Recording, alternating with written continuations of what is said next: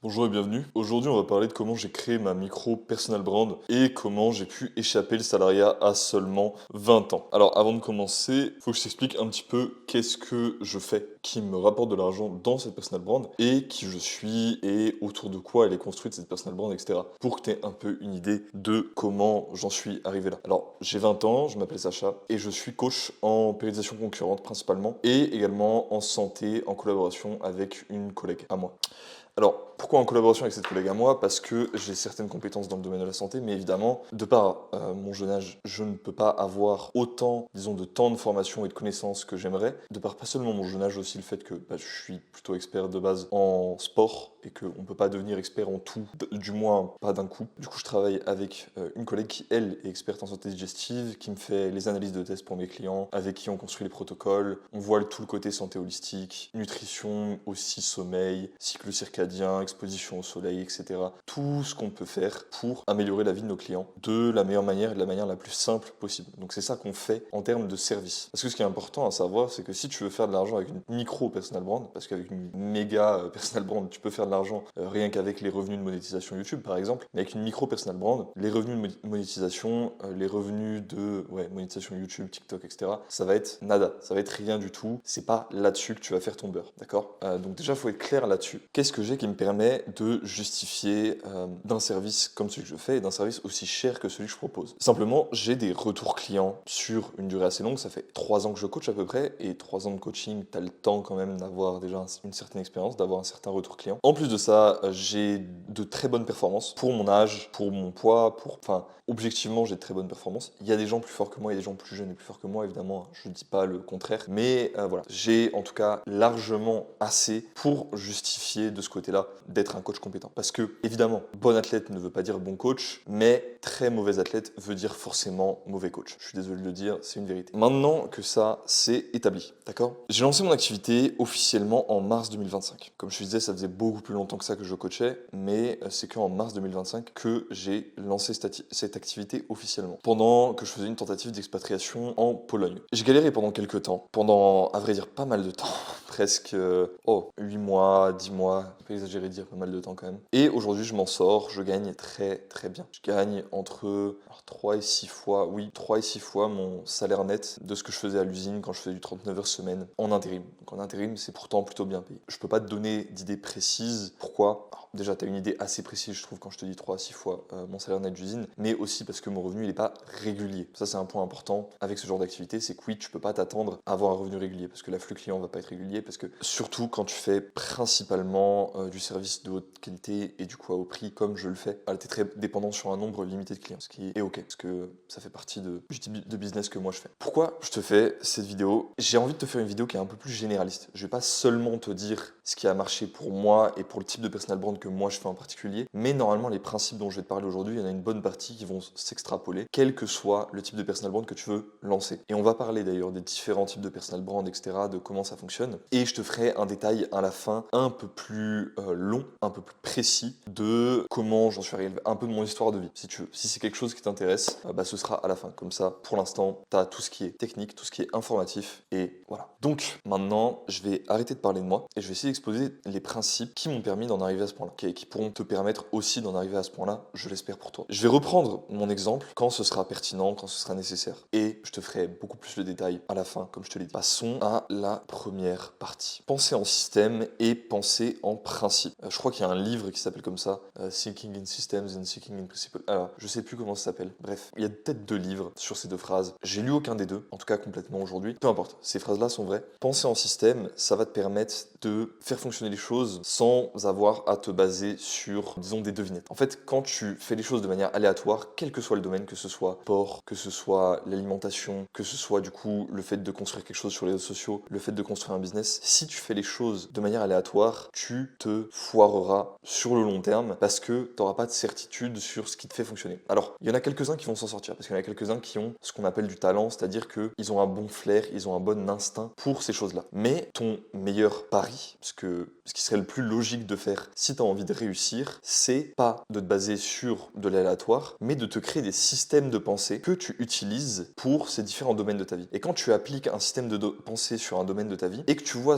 si ce domaine de ta vie s'améliore ou ne s'améliore pas, tu peux définir si le système en question fonctionne ou ne fonctionne pas. S'il ne fonctionne pas ou s'il ne fonctionne pas assez bien, tu peux tester un autre système et ainsi de suite jusqu'à ce que tu aies des modèles mentaux, des systèmes qui sont les plus efficaces possibles. Je te donne un exemple. En diète, tu pourrais essayer le système vegan. Ok, tu pourrais essayer le système paléo, tu pourrais essayer le système low carb, tu pourrais essayer le système cétogène, tu pourrais essayer le système primal à la Ajonus, tu peux essayer le système primal à la Darko, tu peux essayer le système Repeat, ainsi de suite. Bon, en diète, c'est à peu près infini, je pense que tu as compris le principe. En termes de musculation, tu peux essayer le système de périodisation par bloc, tu peux essayer le système de juste avoir un programme d'entraînement de muscu très basique que n'importe quel coach sur internet te ferait, ou tu peux essayer le système que moi je propose et sur lequel moi j'ai basé ma personal brand justement, qui est la périodisation concurrente avec le tableau de PR et d'autres outils. Voilà l'importance des systèmes. En fait, les systèmes, c'est ce qui va définir à quel point tes efforts seront efficaces dans un domaine de ta vie. Ok, ça va être un catalyseur en fait. Parce que comme ta génétique, comme plein d'autres facteurs, les systèmes, ils vont définir, je me répète, à quel point ce que tu fais est efficace. Par exemple, si le système, admettons que tu aies 3 systèmes, que tu aies le système périodisation concurrente qui est le plus puissant. Bon, forcément, c'est mon école, c'est ce que je pense. Que tu aies le système périodisation par bloc qui est juste en dessous. Ensuite, on va dire,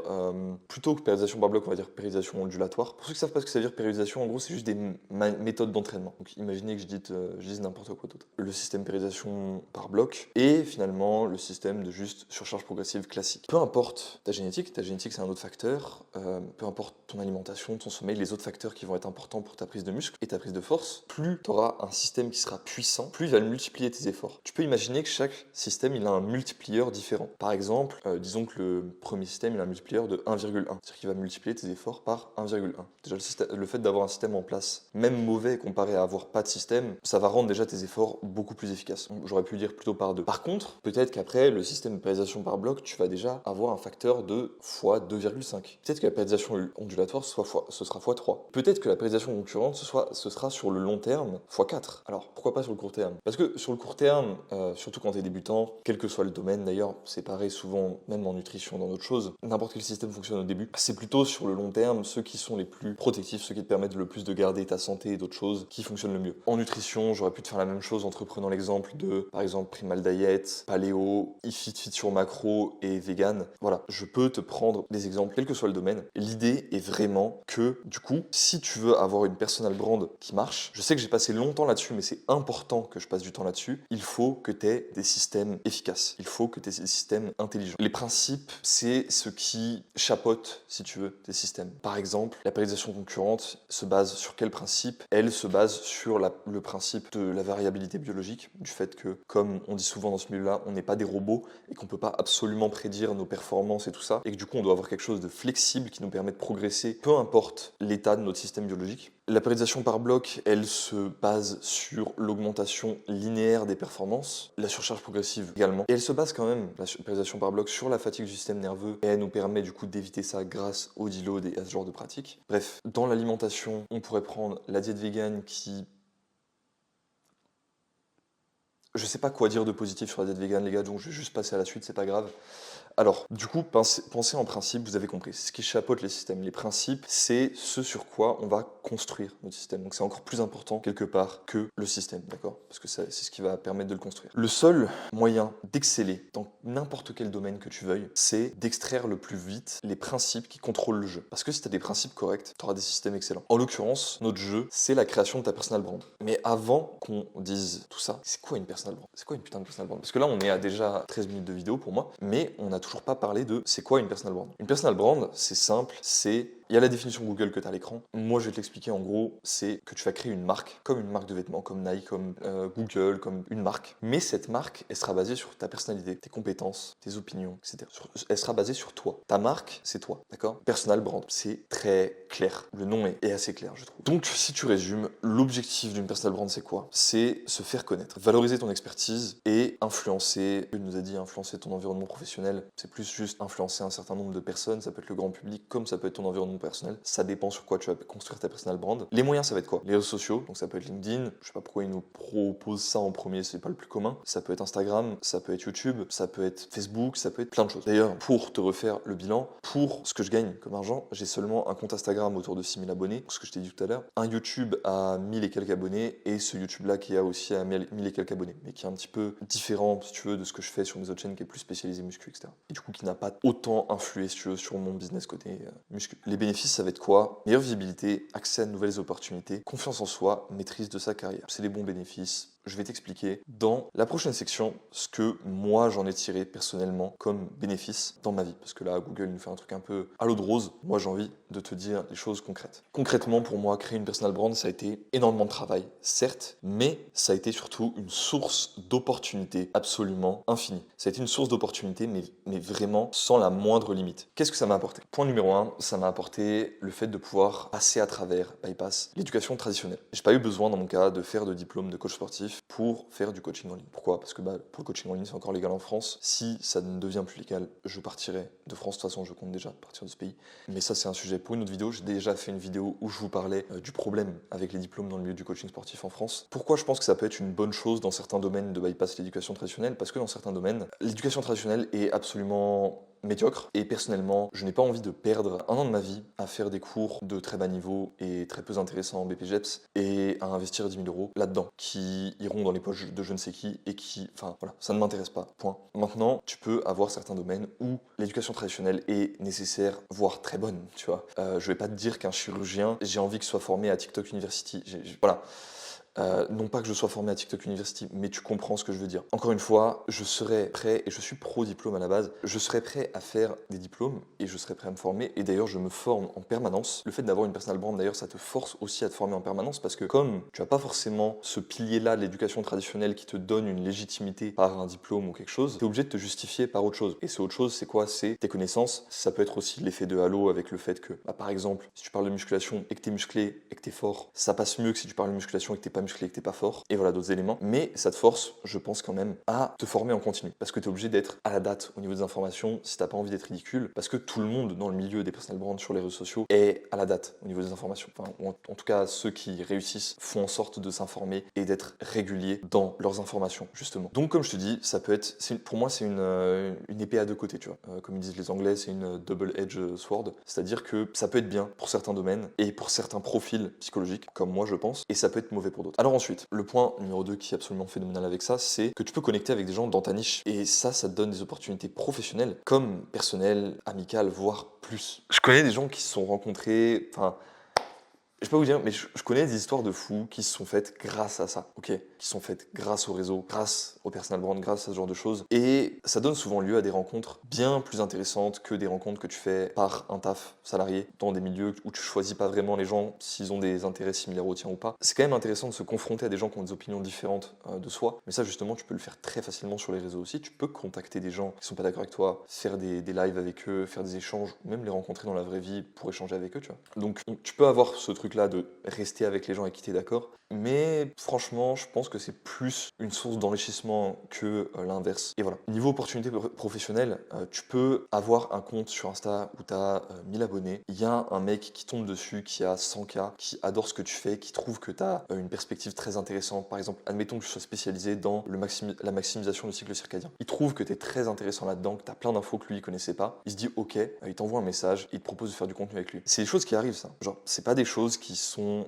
fictives, c'est des choses qui arrivent. Tu fais le travail, ce genre d'opportunité peut arriver. Et tu peux aussi toi-même contacter les gens. Plus tu auras construit ta vitrine, plus tu auras de contenu dessus, évidemment aussi d'abonnés, de vues, etc. Plus tu auras de chances que les gens te répondent et aussi de pouvoir que ça donne lieu à des choses intéressantes, plus d'opportunités, plus de rencontres, plus d'apprentissage, plus d'argent aussi évidemment. Et tout ça, c'est que un cercle vertueux. Je peux pas te dire autre chose, c'est que positif. Donc voilà, ce point-là, vraiment, j'ai envie d'insister dessus. Les opportunités de connexion que ça te donne, c'est phénoménal. Okay, Ensuite, la liberté. La liberté. Ce mot, il est tellement important. Je pense que c'est, en tout cas pour moi, ma valeur la plus importante. Je serais prêt à tout perdre pour être libre. Si tu raisonnes avec ça, et même si tu raisonnes pas avec ça, le fait d'être plus libre sur ton revenu, d'avoir le contrôle sur ton revenu, d'avoir le contrôle sur ta localisation géographique, de pouvoir vivre où tu veux, sur tes heures de travail, sur le type de travail que tu fais, parce que ta personal brand, tu l'as construit sur ce que tu veux, et tu vends ce que tu veux avec. Personal brand, c'est juste, si tu veux, ta façade derrière. Tant que tu as quelque chose qui est à peu près en rapport avec ce que tu montres sur ta façade, les gens achèteront probablement. Et voilà, c'est quand même assez phénoménal d'avoir toutes ces libertés-là pour le prix de se mettre un petit peu en avant sur les réseaux sociaux. Te former à l'infini et jamais t'ennuyer, je t'en ai déjà parlé en fait, donc je vais pas revenir sur ce point-là. Je pense que tu as compris à quel point c'est cool juste d'apprendre des choses tous les jours. Là où dans l'éducation traditionnelle et dans le fait, par exemple, si admettons tu fais juste ton diplôme de médecin, tu fais ta pratique de médecin familial, tu vas peut-être pas apprendre des choses régulièrement sur la nutrition, les maladies auto-immunes, plein de choses, tu vois. Alors que si tu as ta pratique de médecin clinique classique, mais qu'en plus de ça, tu as une marque sur les sociaux et que tu lis des papiers, que tu fais des synthèses de ce que tu lis comme papier et que tu essaies d'éduquer les gens autour de ce que tu apprends, tu vois, tu peux avoir quand même un rôle plus intéressant, plus gratifiant pour toi, juste plus appréciable, tu vois, et en même temps aider plus de gens. Donc voilà, je pense que c'est quand même gros bénéfice. Le fait d'apprendre et le fait d'être dans une situation où tu ne peux qu'aimer apprendre. Ensuite, te créer une réputation qui te permet de vivre ce que tu fais, peu importe la direction que tu prends par la suite. Alors là, ça revient un peu avec ce que je disais dans le point numéro 3, mais quand tu as une personal brand que tu as construit assez large, que tu as construit vraiment sur toi et pas seulement sur ton expertise, ce qui a des positifs et des négatifs, on va en reparler. En fait, tu peux changer de direction et ton audience te suivra. Alors ton audience te suivra peut-être un peu moins, tu perdras des gens en chemin, évidemment, mais ton audience te suivra. Typiquement, avec cette chaîne, je fais des formats qui sont complètement nouveaux pour moi. Je fais quelque chose avec ces guides et avec ce format-là Facecam, tu vois, que moi, j'apprécie. Je prends un pari que ça va vous plaire aussi et que derrière, certains d'entre vous qui vont trouver que j'ai des arguments intéressants, une manière de m'exprimer intéressante et des connaissances intéressantes vont décider de travailler avec moi. Peut-être que ça va pas fonctionner, peut-être que ça va fonctionner. En attendant, le fait de m'être déjà construit, si tu veux, une base d'audience sur même d'autres contenus qui m'apprécient plus pour moi que pour mon contenu parce que je faisais justement du contenu toujours un peu varié, etc. Ça me permet de bifurquer, de changer de direction comme ça sans me sentir stressé de perdre mon gagne-pain, si tu veux. Donc voilà, ça c'est assez fou. Alors à une moindre échelle, récemment par exemple, je me suis rendu compte que dans mon cas, j'avais réalisé tous les objectifs que j'avais dans le milieu des sports de force. Pour te résumer les choses, c'est des choses que je dis souvent en vidéo, mais c'est pas grave. J'ai atteint une dips à 140 kg, une overhead press à plus de 100 kg debout, une traction à 70 kg, un soulevé de terre à 284 kg en tradi, à 290 kg en sumo. Tout ça, c'est des performances qui sont bien plus élevées que ce que j'aurais jamais cru atteindre quand j'ai commencé la musculation. Et voilà, j'ai atteint tous les objectifs que je m'étais vraiment fixés quand j'ai commencé la force, quand j'ai commencé la muscu. Donc j'ai décidé un peu de bifurquer et d'utiliser ce que j'ai appris en musculation et ce que j'ai développé comme méthode d'entraînement avec la périodisation concurrente. Continuer évidemment à m'entraîner 1 à 2 fois par semaine, plutôt 2 fois par semaine, pour me maintenir et continuer à progresser. Même à un niveau aussi avancé, j'ai envie de te prouver que je peux continuer à progresser en ne m'entraînant que 2 fois par semaine sur le long terme et du coup d'appliquer ça à un nouveau sport, voire peut-être à 2 nouveaux sports. Dans mon cas, ça va être l'escalade parce que l'escalade, je trouve ça très appréciable maintenant et potentiellement un sport de grappling, JJB, etc. Je te raconte un peu ma vie, l'objet étant que je peux prendre cette direction-là et mon audience, j'ai pas de gens qui se désabonnent, quoi, tu vois, les gens ils apprécient, j'ai autant voire plus de likes sur mes stories quand j'ai ce genre de bifurcation si tu veux et j'ai pas à m'inquiéter en fait, je fais ce que je veux, littéralement j'ai de la je suis libre, je fais ce que je veux et ça c'est fou, c'est phénoménal. Alors si tu changes du tout au tout, si tu passes de faire de la musculation à faire une communauté sur le fait de filer la laine, ça va peut-être être compliqué, je vais pas te mentir. L'idée c'est quand même de construire ta personal brand de base sur plusieurs intérêts que tu as et de toujours exposer quand tu as de nouveaux intérêts petit à petit pour voilà, que tu aies cette liberté de bifurquer quand l'envie arrive. Même si tu kiffes un truc en ce moment et que tu es à fond sur ce truc-là, sur ta personal brand, oublie pas de montrer d'autres aspects de ce que tu aimes et de ta personnalité si tu as envie de toujours avoir cette liberté. Putain, ça rime, c'est fou, je fais rimer des trucs sans le vouloir, là, c'est la deuxième fois en 2 vidéos. Pour clore cette petite partie-là, petite citation de Nietzsche, j'ai trouvé cette citation quand j'en cherchais une autre qui va être intéressante dans la section suivante. Tous les hommes se divisent et en tout temps de nos jours en esclaves et libres. Car celui qui n'a pas les 2 tiers de sa journée pour lui-même est esclave, qu'il soit d'ailleurs ce qu'il veut. En gros, si tu passes plus des 2 tiers de ta journée à bosser pour quelqu'un d'autre, t'es un slave. Tu peux trouver ça méchant, tu peux trouver ça, oui mais tout le monde peut pas faire ça. Je te dis pas que tout le monde peut faire ça. Tout le monde ne peut pas être un esclave. Il y a des gens qui ont une nature un peu, qui n'ont pas envie de réfléchir plus loin que ça, qui n'ont pas envie d'avoir une vie plus compliquée que ça. Et c'est pas grave. C'est pas grave. Je pense que si tu regardes cette vidéo, de toute façon, c'est que tu as un peu cette direction-là, que tu as un peu cet appel-là de vouloir créer ta propre voie. Si tu veux créer ta propre voie, c'est quelque chose de possible. Et retrouver les 2 tiers de ta journée pour toi, c'est quelque chose de possible. Moi, aujourd'hui, si je veux juste faire le maintien de ce que je fais, je peux n'y passer qu'1 tiers de ma journée, d'accord? Je peux me lever le matin, passer 5 heures par jour à bosser, 2 heures à peu près sur du deep work et le reste sur retour client, enfin tous les. Je vais pas te faire le topo là-dessus, on s'en fout. Et quand même avoir un business qui au moins se maintient, voire grandit un peu. J'y passe beaucoup plus de temps parce que j'ai envie, mais j'ai cette liberté-là. Et j'ai envie que tu aies cette liberté-là aussi. Et c'est pour ça qu'on va voir la putain de suite. Excuse-moi, je suis vulgaire parce que ça me hype. Maintenant, reparlons des systèmes et des principes. Je t'ai déjà fait l'introduction sur les systèmes et les principes, donc je vais pas te redéfinir ces termes-là. Ok. En termes de systèmes et de principes, j'estime qu'il y a 4 principaux facteurs limitants ou principes fondateurs si tu préfères derrière la création et la croissance d'une personal brand. Tu as 4 piliers. Et il y a aussi 4 types de personal brand que tu peux créer qui est pertinent. Avant de parler des facteurs limitants, on va commencer à parler des types de personal brand parce que ce serait pas pertinent. Tu verras quels facteurs limitants seront les plus communs en fonction du type de personal brand, etc. Ce que je veux que tu comprennes, c'est que tout le monde crée une personal brand à condition de créer le type de personal brand qui te correspond. Alors tout le monde qui a envie d'être libre. On va voir 4 types. L'expert généraliste, l'expert spécialiste, l'étudiant généraliste et l'étudiant spécialiste. Et c'est ici qu'il y avait une citation Nietzsche que je cherchais, où je ne l'ai pas trouvée et j'ai juste cherché l'autre que je t'ai montré tout à l'heure, que je t'ai cité tout à l'heure, où Nietzsche disait en gros que, si tu veux, pour avoir accès à la généralité que tu avais sur le monde étant enfant, il faut passer par une phase d'esclavage. Le mieux, c'est que cet esclavage soit auto-imposé jusqu'à devenir un expert. Alors, il ne le formulait pas exactement comme ça, mais l'idée est la même. Et c'est de cette expertise que tu pouvais, de cette gnose quelque part, que tu pouvais retrouver les principes généraux. C'est quoi la gnose? La gnose dans la spiritualité, c'est le fait, en allant chercher le plus précis, le plus petit principe, en allant étudier quelque chose dans son plus grand détail, de retrouver le principe général spirituel, si tu veux. Et le principe général spirituel, quelqu'un qui va plutôt ne pas chercher à étudier quelque chose en détail, mais qui va chercher à comprendre le monde dans sa globalité, qui va chercher à prendre le monde dans son entièreté d'un coup, ça va être plutôt un mystique. C'est là où tu vas voir la différence entre la gnose et le mysticisme. L'idée ici, c'est que quand tu es un enfant, tu es un naturel mystique, parce que tu essaies de comprendre le monde autour de toi et tu le prends sans le juger, sans le spécifier, sans le spécialiser. Tu vois un arbre, tu n'as pas encore la connaissance du mot arbre, tu observes juste l'objet sans même penser au terme objet, sans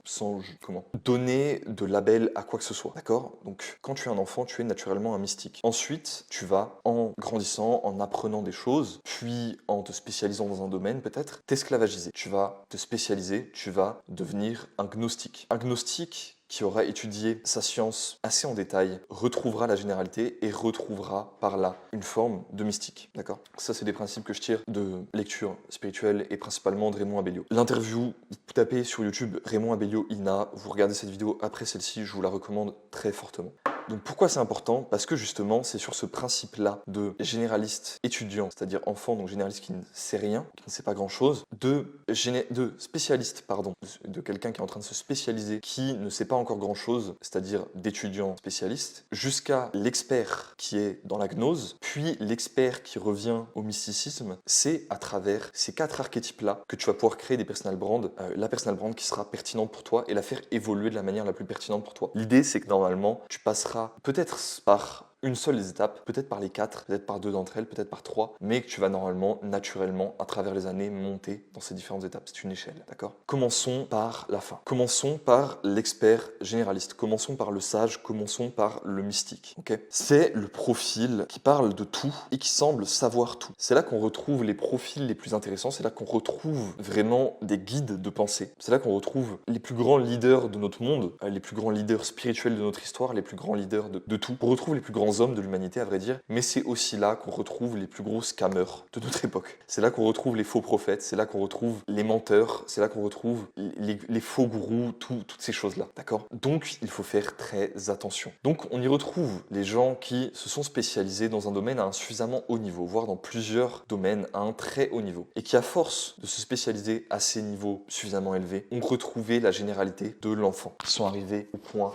où on peut les qualifier de sages. J'ai mis Nietzsche, talked about this indices pour vous ressortir la citation, mais je vous en ai déjà parlé juste avant. Donc là, je t'ai mis quelques exemples. Nietzsche, Agenius, Idriss Aberkan, Yuval Noah Harari, j'aurais pu te mettre Ray Pitt, j'aurais pu te mettre Darko Velček, j'aurais pu t'en mettre plein d'autres. Je ne te dirai pas lesquels d'entre eux sont pour moi vraiment des experts et lesquels sont pour moi des scammers. Je pense que la ligne est très fine parce que quand tu commences à généraliser et que tu veux généraliser à l'entièreté de l'existence et à l'entièreté de domaines spécifiques de l'existence, tu as beau avoir les connaissances les plus élevées possibles, tu es voué à des fois te tromper et à des fois faire des erreurs. Donc je pense pas que ce serait juste de juger quelqu'un dans cette catégorie parce qu'il s'est trompé une fois ou qu'il s'est trompé quelques fois. Même si Jésus s'était trompé, tu vois, ça voudrait pas dire que c'est pas un grand homme et qu'il a pas, par exemple, montré et établi des principes spirituels qui sont vrais. Alors, je suis pas chrétien pour le préciser, parce que du coup les chrétiens, par leur dogme, ne peuvent pas penser que Jésus s'est trompé dans quoi que ce soit. Ça c'est le sujet pour une autre vidéo, comme dans beaucoup de religions à vrai dire. Donc passons. Cette catégorie, c'est aussi celle où tu vas avoir le plus de liberté. Tu peux faire littéralement du contenu sur n'importe quoi. N'importe quoi, ton audience te suivra. Et sous n'importe quel format aussi. C'est l'objectif que tu devrais avoir à très long terme. Tu devrais viser à rentrer peut-être dans cette catégorie. Peut-être, je dis bien peut-être, quand tu auras 40, 50 ans, 60 ans, 80 ans, et même peut-être pas. Et c'est pas grave de ne jamais rentrer dans cette catégorie. Il vaut mieux être un expert spécialiste honnête qu'un expert généraliste faux. Il vaut mieux être un scientifique honnête qu'un faux prophète. J'ai pas besoin de rester très longtemps sur cette catégorie. Pourquoi ? Parce que il y en a très peu d'entre vous qui seront dans cette catégorie. Il y en a même probablement aucun d'entre vous qui regarde cette vidéo qui seront dans cette catégorie. Si c'est le cas, j'en suis très honoré. Donc passons à la catégorie suivante, l'expert spécialiste. C'est peut-être la catégorie la plus simple à comprendre. Tu as affaire à quelqu'un qui a une expertise dans un domaine et qui met en avant l'expertise dans son domaine et qui crée une marque autour de cette expertise-là. C'est à peu près tout. Et qui crée sa personal brand assez large pour, s'il développe d'autres expertises, s'il a envie de passer à autre chose, passer à autre chose. Mais de base, c'est quand même l'idée d'avoir une chose spécialisée, un domaine de spécialisation. Donc c'est là on va voir tous les coachs, tous les thérapeutes, les docteurs, les naturopathes, les enseignants, les performeurs, les athlètes, etc., etc. Pour justifier le fait d'être dans cette catégorie, il te faut quand même certains achievements, quel que soit le domaine. Ou du moins des diplômes, histoire d'avoir un minimum de crédibilité. Le problème, c'est que comme je te disais, pour moi, et pour beaucoup de gens qui pensent comme moi, pour beaucoup de gens qui réfléchissent, les diplômes ne suffisent pas. Quand je regarde quelqu'un, je regarde son track record, je regarde les résultats qu'il a avec ses clients, et je regarde les résultats qu'il a sur lui-même. Je regarde pas ses diplômes, j'en ai rien à foutre de ses diplômes. Mais beaucoup en France attachent de l'importance aux diplômes et te verront comme un expert, même si tu n'as aucun résultat avec tes clients et avec toi-même, juste parce que tu as un diplôme. Donc c'est important pour l'effet de halo et l'effet, c'est quelque chose d'efficace pour avoir un argument d'autorité et un effet de halo. Après, est-ce que c'est quelque chose qui a vraiment de la valeur ? Ça dépend du domaine et c'est à toi d'en juger. Personnellement, j'y attache pas de valeur, donc je ne mets pas mes efforts dans le fait de l'obtenir. Mais du coup, si t'as pas de diplôme encore plus, il te faut certains achievements. Il te faut des résultats avec toi-même et avec tes clients, quel que soit le domaine. Si t'es naturopathe, faut que tu aies réussi à améliorer ta santé par tes pratiques et il faut que tu aies réussi à améliorer la santé de tes clients par tes pratiques. Sinon, ça marche pas. Tu ne peux pas être dans la catégorie expert. Tu peux être dans une des catégories en dessous, dont on parlera après, mais tu peux pas être dans la catégorie expert si t'as pas encore eu de résultats sur toi et tes clients. Donc, je vais te donner l'exemple de moi. Comment j'ai fait pour rentrer dans cette catégorie. Alors, attention, quand je dis expert, je ne veux pas dire le meilleur au monde dans un domaine. Le meilleur au monde dans un domaine ou les meilleurs au monde dans un domaine, c'est des experts qui se développent à travers 10 ans, 20 ans, 30 ans de travail. Ok, tu peux quand même être expert au sens où je l'entends ici, au bout de quelques années de spécialisation dans un domaine. Ce que j'entends ici, c'est avoir un artisanat que tu maîtrises. C'est tout. Au-delà de ça, c'est bien. Et comme j'en ai déjà parlé dans certaines vidéos, les années, le temps d'expérience ne fait pas tout. Il faut aussi l'itération et ce dont on parlera encore plus bas. Alors, dans mon cas, pour être bon coach et pour montrer mon expertise dans le domaine du coaching, j'ai mis en avant les résultats que j'ai eu avec mes athlètes. Le fait que je leur ai permis d'avoir des transformations où ils se sentent plus forts, où ils sont plus forts, plus beaux, plus stock, en meilleure santé, meilleure forme. Et tout ça en prenant plaisir avec leur entraînement, avec leur diète et surtout en leur apprenant à prendre plaisir à l'entraînement et à la diète pour ceux pour qui c'était pas le cas par le passé. Donc voilà, donc je montre ça. Alors là, je t'ai mis que 2 exemples en photo, donc l'exemple de Zach et l'exemple de Pierre. Pierre, mon tout premier coaché, Zach, un des plus récents avec qui le coaching s'est terminé. J'en ai plein d'autres que tu peux regarder sur mon Instagram si ça t'intéresse. C'est pas le but de la vidéo de promouvoir mon coaching, c'est pour te donner un exemple. Pour le fait d'être un bon athlète, les trucs dont je t'ai déjà parlé, le fait d'avoir un relativement bon physique, je pense que tu peux le voir, c'est quand même pas mal pour un naturel. Je suis en PDC globalement plus 10, quasiment entre 7 et 10 avec un body fat raisonnable et j'ai des performances que je t'ai déjà citées, là c'est la dips à 140 kg et d'autres. Voilà, j'en justifie mon expertise là-dedans par mes propres résultats. Point à la ligne. Évidemment, dans ces deux catégories, tu ne justifies pas que par tes résultats. Tu justifies aussi par tes connaissances que tu montres à travers ton contenu. Tu justifies aussi, comme je te l'ai dit, par tes diplômes si tu en as, etc., etc. Ok, maintenant passons à la catégorie suivante, la catégorie de l'étudiant spécialiste. L'étudiant spécialiste, c'est qui? C'est celui qui va documenter son aventure dans le fait de devenir un expert dans son domaine de choix. Beaucoup essayent de passer cette phase et de se montrer directement comme un expert, alors que c'est pas le cas. Ça marche des fois, mais le plus souvent, ça ne marche pas et ça peut détruire ta réputation. Et là, je vais prendre quelques minutes pour insister sur l'importance de ta réputation. Ta réputation, tu dois la défendre bec et ongle. Tu dois la défendre avec tout ton être. Si les gens pensent que tu es un scammer, pensent que tu es malhonnête, pensent que tu ne portes pas d'intérêt à tes clients, parce que tu leur as laissé matière à penser cela, c'est de ta faute et ça détruira le reste de ta vie. C'est très dur de se défaire d'une mauvaise réputation. C'est très dur de se défaire du fait d'être vu comme quelqu'un de malhonnête, comme quelqu'un qui montre de l'extrême juste pour montrer de l'extrême, etc. Alors, de par l'internet, tu peux des fois faire oublier assez rapidement ces choses-là, mais c'est pas sûr parce que tout ressort toujours, la vérité ressort toujours. D'ailleurs, on en a eu l'exemple récemment à une échelle plus sociétale avec les fichiers de Monsieur Epps. Voilà, je préfère pas mettre le nom au cas où. Donc ouais, une plus grande échelle, on a eu cet exemple-là, mais la vérité sort toujours. Donc, la meilleure solution, si t'as pas envie que la vérité soit contre toi, c'est d'être honnête. C'est juste d'être honnête en fait, c'est de ne pas scammer les gens et c'est de construire quelque chose de solide avec des connaissances et des bases solides et un service solide et derrière de fournir ton service et de travailler du mieux que tu peux. C'est tout, tu vois. Et les intentions comptent moins que les actions. Rappelle-toi, les intentions comptent moins que les actions. Pourquoi je te dis ça aussi? Parce que ça a été ma plus grosse erreur, je pense, des fois d'avoir des bonnes intentions, mais dans l'application de ne pas réussir à bien les mettre en application tout simplement dans mon service, dans mes produits, avec mes clients. J'ai un petit peu chaud, je me permets de me déshabiller, on passe à la suite. Donc maintenant que tu as compris l'importance de ta réputation, je peux passer à la suite. Et la suite, c'est quoi? C'est simplement de t'expliquer que moi, je suis passé par là. En fait. Quand tu regardais mon compte il y a 1 an et demi, 2 ans un peu plus, j'étais encore dans une phase où je proposais du coaching. Et j'étais très clair quand tu me demandais en DM sur le fait que j'étais assez débutant dans le fait de faire du coaching et que j'avais un peu de pratique, mais que j'étais encore, disons, un étudiant du domaine. Je proposais des prix qui étaient ridiculement bas, qui étaient bien en dessous des prix du marché, pour aussi être honnête vis-à-vis de ça. À l'inverse d'aujourd'hui où je propose des prix au-delà du marché pour d'autres raisons. Mais voilà, l'important est l'honnêteté. Si tu es honnête et si tu es honnête sur le fait que tu es en train d'apprendre, que tu fais de ton mieux, que c'est pour ça que tu proposes un service un peu moins cher, etc., mais que tu mets en avant les avantages que tu as du fait d'être un petit, c'est-à-dire tu dis ouais ok par exemple, tu te compares à des grosses plateformes de coaching, tu dis ouais ok, j'ai pas les connaissances de Monsieur X, j'ai pas tous les retours clients de Monsieur X, je peux pas te promettre, je suis pas Monsieur X, pas la grosse plateforme de coaching. Par contre, moi, j'ai pas beaucoup de clients, j'apprends le domaine, donc je donne toute mon énergie dans mes coachings, et si tu travailles avec moi, déjà tu auras un tarif préférentiel, mais en plus de ça, tu seras mon client numéro 1. Tu fais un pitch comme ça aux gens, et tu vendras, ok? Alors tu vendras pas à tout le monde, parce qu'il y a des gens qui veulent, qui ont les moyens, qui ont l'argent, et qui veulent quelque chose de plus prouvé, quelque chose de plus fiable, quelqu'un avec plus de retours, plus de connaissances. Et du coup, ces gens-là, ils vont aller vers les gens, vers ceux dans le milieu qui sont installés,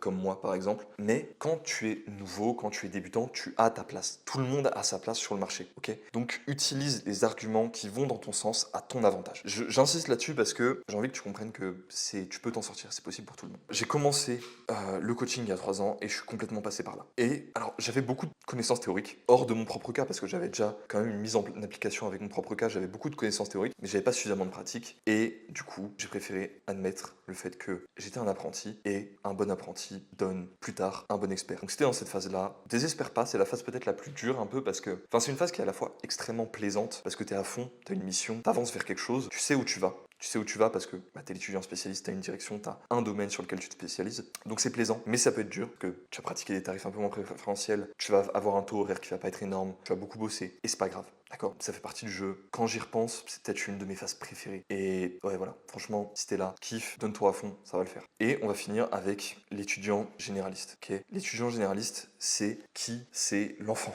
C'est celui qui sait qu'il ne sait rien. Et c'est déjà mieux que 99% des gens parce qu'au moins il l'admet. Donc si t'admets que tu sais rien, si t'as aucune idée de où tu vas, que tu sais pas ce que tu as envie de faire, que tu sais pas comment tu veux le faire, que tu sais pas où tu veux te spécialiser, commence par juste documenter tout ce que tu fais. C'est aussi con que ça. Tu documentes tout ce que tu fais. Tu documentes tes passions, tu documentes les trucs que tu testes. Genre tu te dis ok, par exemple, pour l'instant j'ai pas vraiment de passion, j'ai une vie un peu emmerdante, je passe mes journées à fumer de la verte jouer aux jeux vidéo, regarder du porno et je fais rien de mes journées. Ok, t'es dans cette phase-là, t'as une vie de merde, c'est pas grave, c'est trop bien justement. C'est trop bien, tu vois. Parce que c'est l'occasion de créer quelque chose. C'est l'occasion de découvrir des choses sur toi-même et de créer quelque chose. Et du coup là, tu peux documenter le fait de, ok, je vais tester tel sport, ok, je teste telle méthode d'entraînement, je teste tel jeu vidéo et je documente en faisant des lives. Si c'est ça qui te fait kiffer, j'apprends la programmation et je documente le fait d'apprendre la programmation, j'apprends le piano, je documente le fait d'apprendre le piano. T'as énormément de liberté, t'as une liberté même complètement infinie sur ce que tu fais comme format. Par contre, c'est plus dur de monétiser. Alors, là, on va en parler parce que je t'ai fait un petit tableau pour que tu vois les avantages et les inconvénients des différents types de personal brand. Mais ouais, c'est plus dur de monétiser déjà quand tu es étudiant généraliste. Donc, on va commencer par justement l'étudiant généraliste, vu qu'on est déjà dessus. Qu'est-ce que tu peux faire comme contenu? Tu filmes tout. Tu filmes, tu peux filmer un jour dans ma vie, tu peux filmer ce que je mange dans une journée, tu peux filmer je teste telle diète pendant tant de jours, tu peux filmer je teste tel type de méditation pendant tant de jours, telle méthode de respiration, ainsi de suite, ainsi de suite. Vraiment, tout vaut le coup, ok? Teste des trucs, on s'en fout si ça capote, fixe-toi des durées et tiens quand même jusqu'à la fin de ces durées-là. On s'en fout si ça capote, juste teste, kiffe ta vie, documente. Et franchement, il y a des gens qui suivront, tu vois. Il y a une audience, que ton contenu soit super qualitatif ou pas, il y a une audience qui va se créer autour de toi si tu fais ça sur du assez long terme. Quel type de contenu tu peux faire? Newsletter, YouTube, Insta, ce que tu veux. Alors, avec un petit bémol ici, le type de contenu qui va te rapporter le plus de vues quand t'es ce genre de personne, ça va être plutôt du contenu en format court. Quand t'es un étudiant généraliste, t'as pas grand chose à dire, t'as pas grand chose à montrer d'intéressant. C'est normal, t'es en train d'apprendre, c'est pas de ta faute. Donc, tu te prêteras probablement plus à du short form, donc ça à des réels, à du TikTok, à du YouTube Shorts, etc., que à du format plus long. Pour autant, s'il y a un type de format long que tu kiffes et que tu as envie de faire avec le short form, par exemple, si tu as envie de faire, par exemple, tu documentes ce que tu testes comme méthode de respiration. Tu testes une méthode de respiration tous les mois pendant 6 mois. Premier mois, tu fais de la respiration carrée, cohérence cardiaque après, respiration lente, méthode Wim Hof, tumo breathing, etc. Tu fais des réels tous les jours là-dessus, sur tes ressentis, sur comment tu fais, etc. Tu essaies de les faire un peu variés, d'apprendre à faire un hook intéressant, etc. Tu apprends un peu à faire du contenu en même temps. Tu peux faire une vidéo tous les 30 jours pour ton récap de ce que tu as fait, une vidéo en format long, je parle bien, sur YouTube. Tu peux faire une vidéo en plus au bout des 6 mois sur tout ce que tu as appris à travers ces expérimentations-là. Voilà, tu as cette liberté-là. Donc tu peux quand même faire du format long. Pareil, tu peux faire la même chose avec une newsletter si le format YouTube long, ça te convient un petit peu moins. Index, visibilité, monétisation. Ça, c'est quelle quantité de visibilité il va te falloir pour monétiser. Très haut. Il te faut beaucoup de vues pour bien monétiser à ce stade-là. Ok? Parce que tu n'as pas d'expertise, tu n'as pas grand-chose à mettre en avant. Donc le seul moyen que tu vas avoir pour faire de l'argent, ça va être des partenariats, de l'affiliation. Donc s'il y a des marques que tu trouves, faut le faire bien aussi. Il faut que ce soit des marques avec lesquelles tu es en accord ou que tu trouves intéressantes ou des produits que toi tu utilises, ou que ce soit en rapport avec quelque chose que tu expérimentes dans tes vidéos. Si ça n'a pas de rapport, ça passera mal. Placement de produits, etc. Tout ça, c'est des choses qui fonctionnent et qui en tout cas font suffisamment d'argent. Pareil, les revenus publicitaires, seulement quand tu as beaucoup de vues. Donc, tu vas devoir mettre plus d'importance sur le fait d'apprendre à faire du contenu. Voilà, ta spécialisation à toi, pas trop le choix, ça va être dans le fait de faire du contenu catchy, tu vois, de faire du contenu qui prend l'œil et qui plaît à une audience. Pour autant, si tu arrives à travers tes expérimentations à trouver une solution à un problème spécifique, tu peux monétiser cette solution à un problème spécifique. Je te donne un exemple. Il y a un mec qui s'appelle Seth Maxer sur YouTube, sur Instagram. Ce mec-là, il est connu parce qu'il avait une calvitie et qu'il a réussi à reverse sa calvitie à travers des méthodes naturelles. Donc du derma rolling, du shampoing à l'œuf, l'exposition au soleil pour la vitamine D, tout un tas de choses que je te recommande d'ailleurs moi aussi dans mon guide sur le school. Qu'est-ce qu'il a fait? Il a commencé par vendre un guide à prix libre sur le fait de maximiser la pousse et la santé de ses cheveux et renverser sa calvitie, retrouver des cheveux et de la densité capillaire et tout ça. Il a vu à travers ce test-là que ce guide se vendait très bien. Il allait beaucoup plus en détail dans les choses, il a créé un school autour de ça, et voilà. Et il a fini par se spécialiser là-dedans, alors qu'il expérimentait sûrement avec différents types de contenus avant d'en arriver là.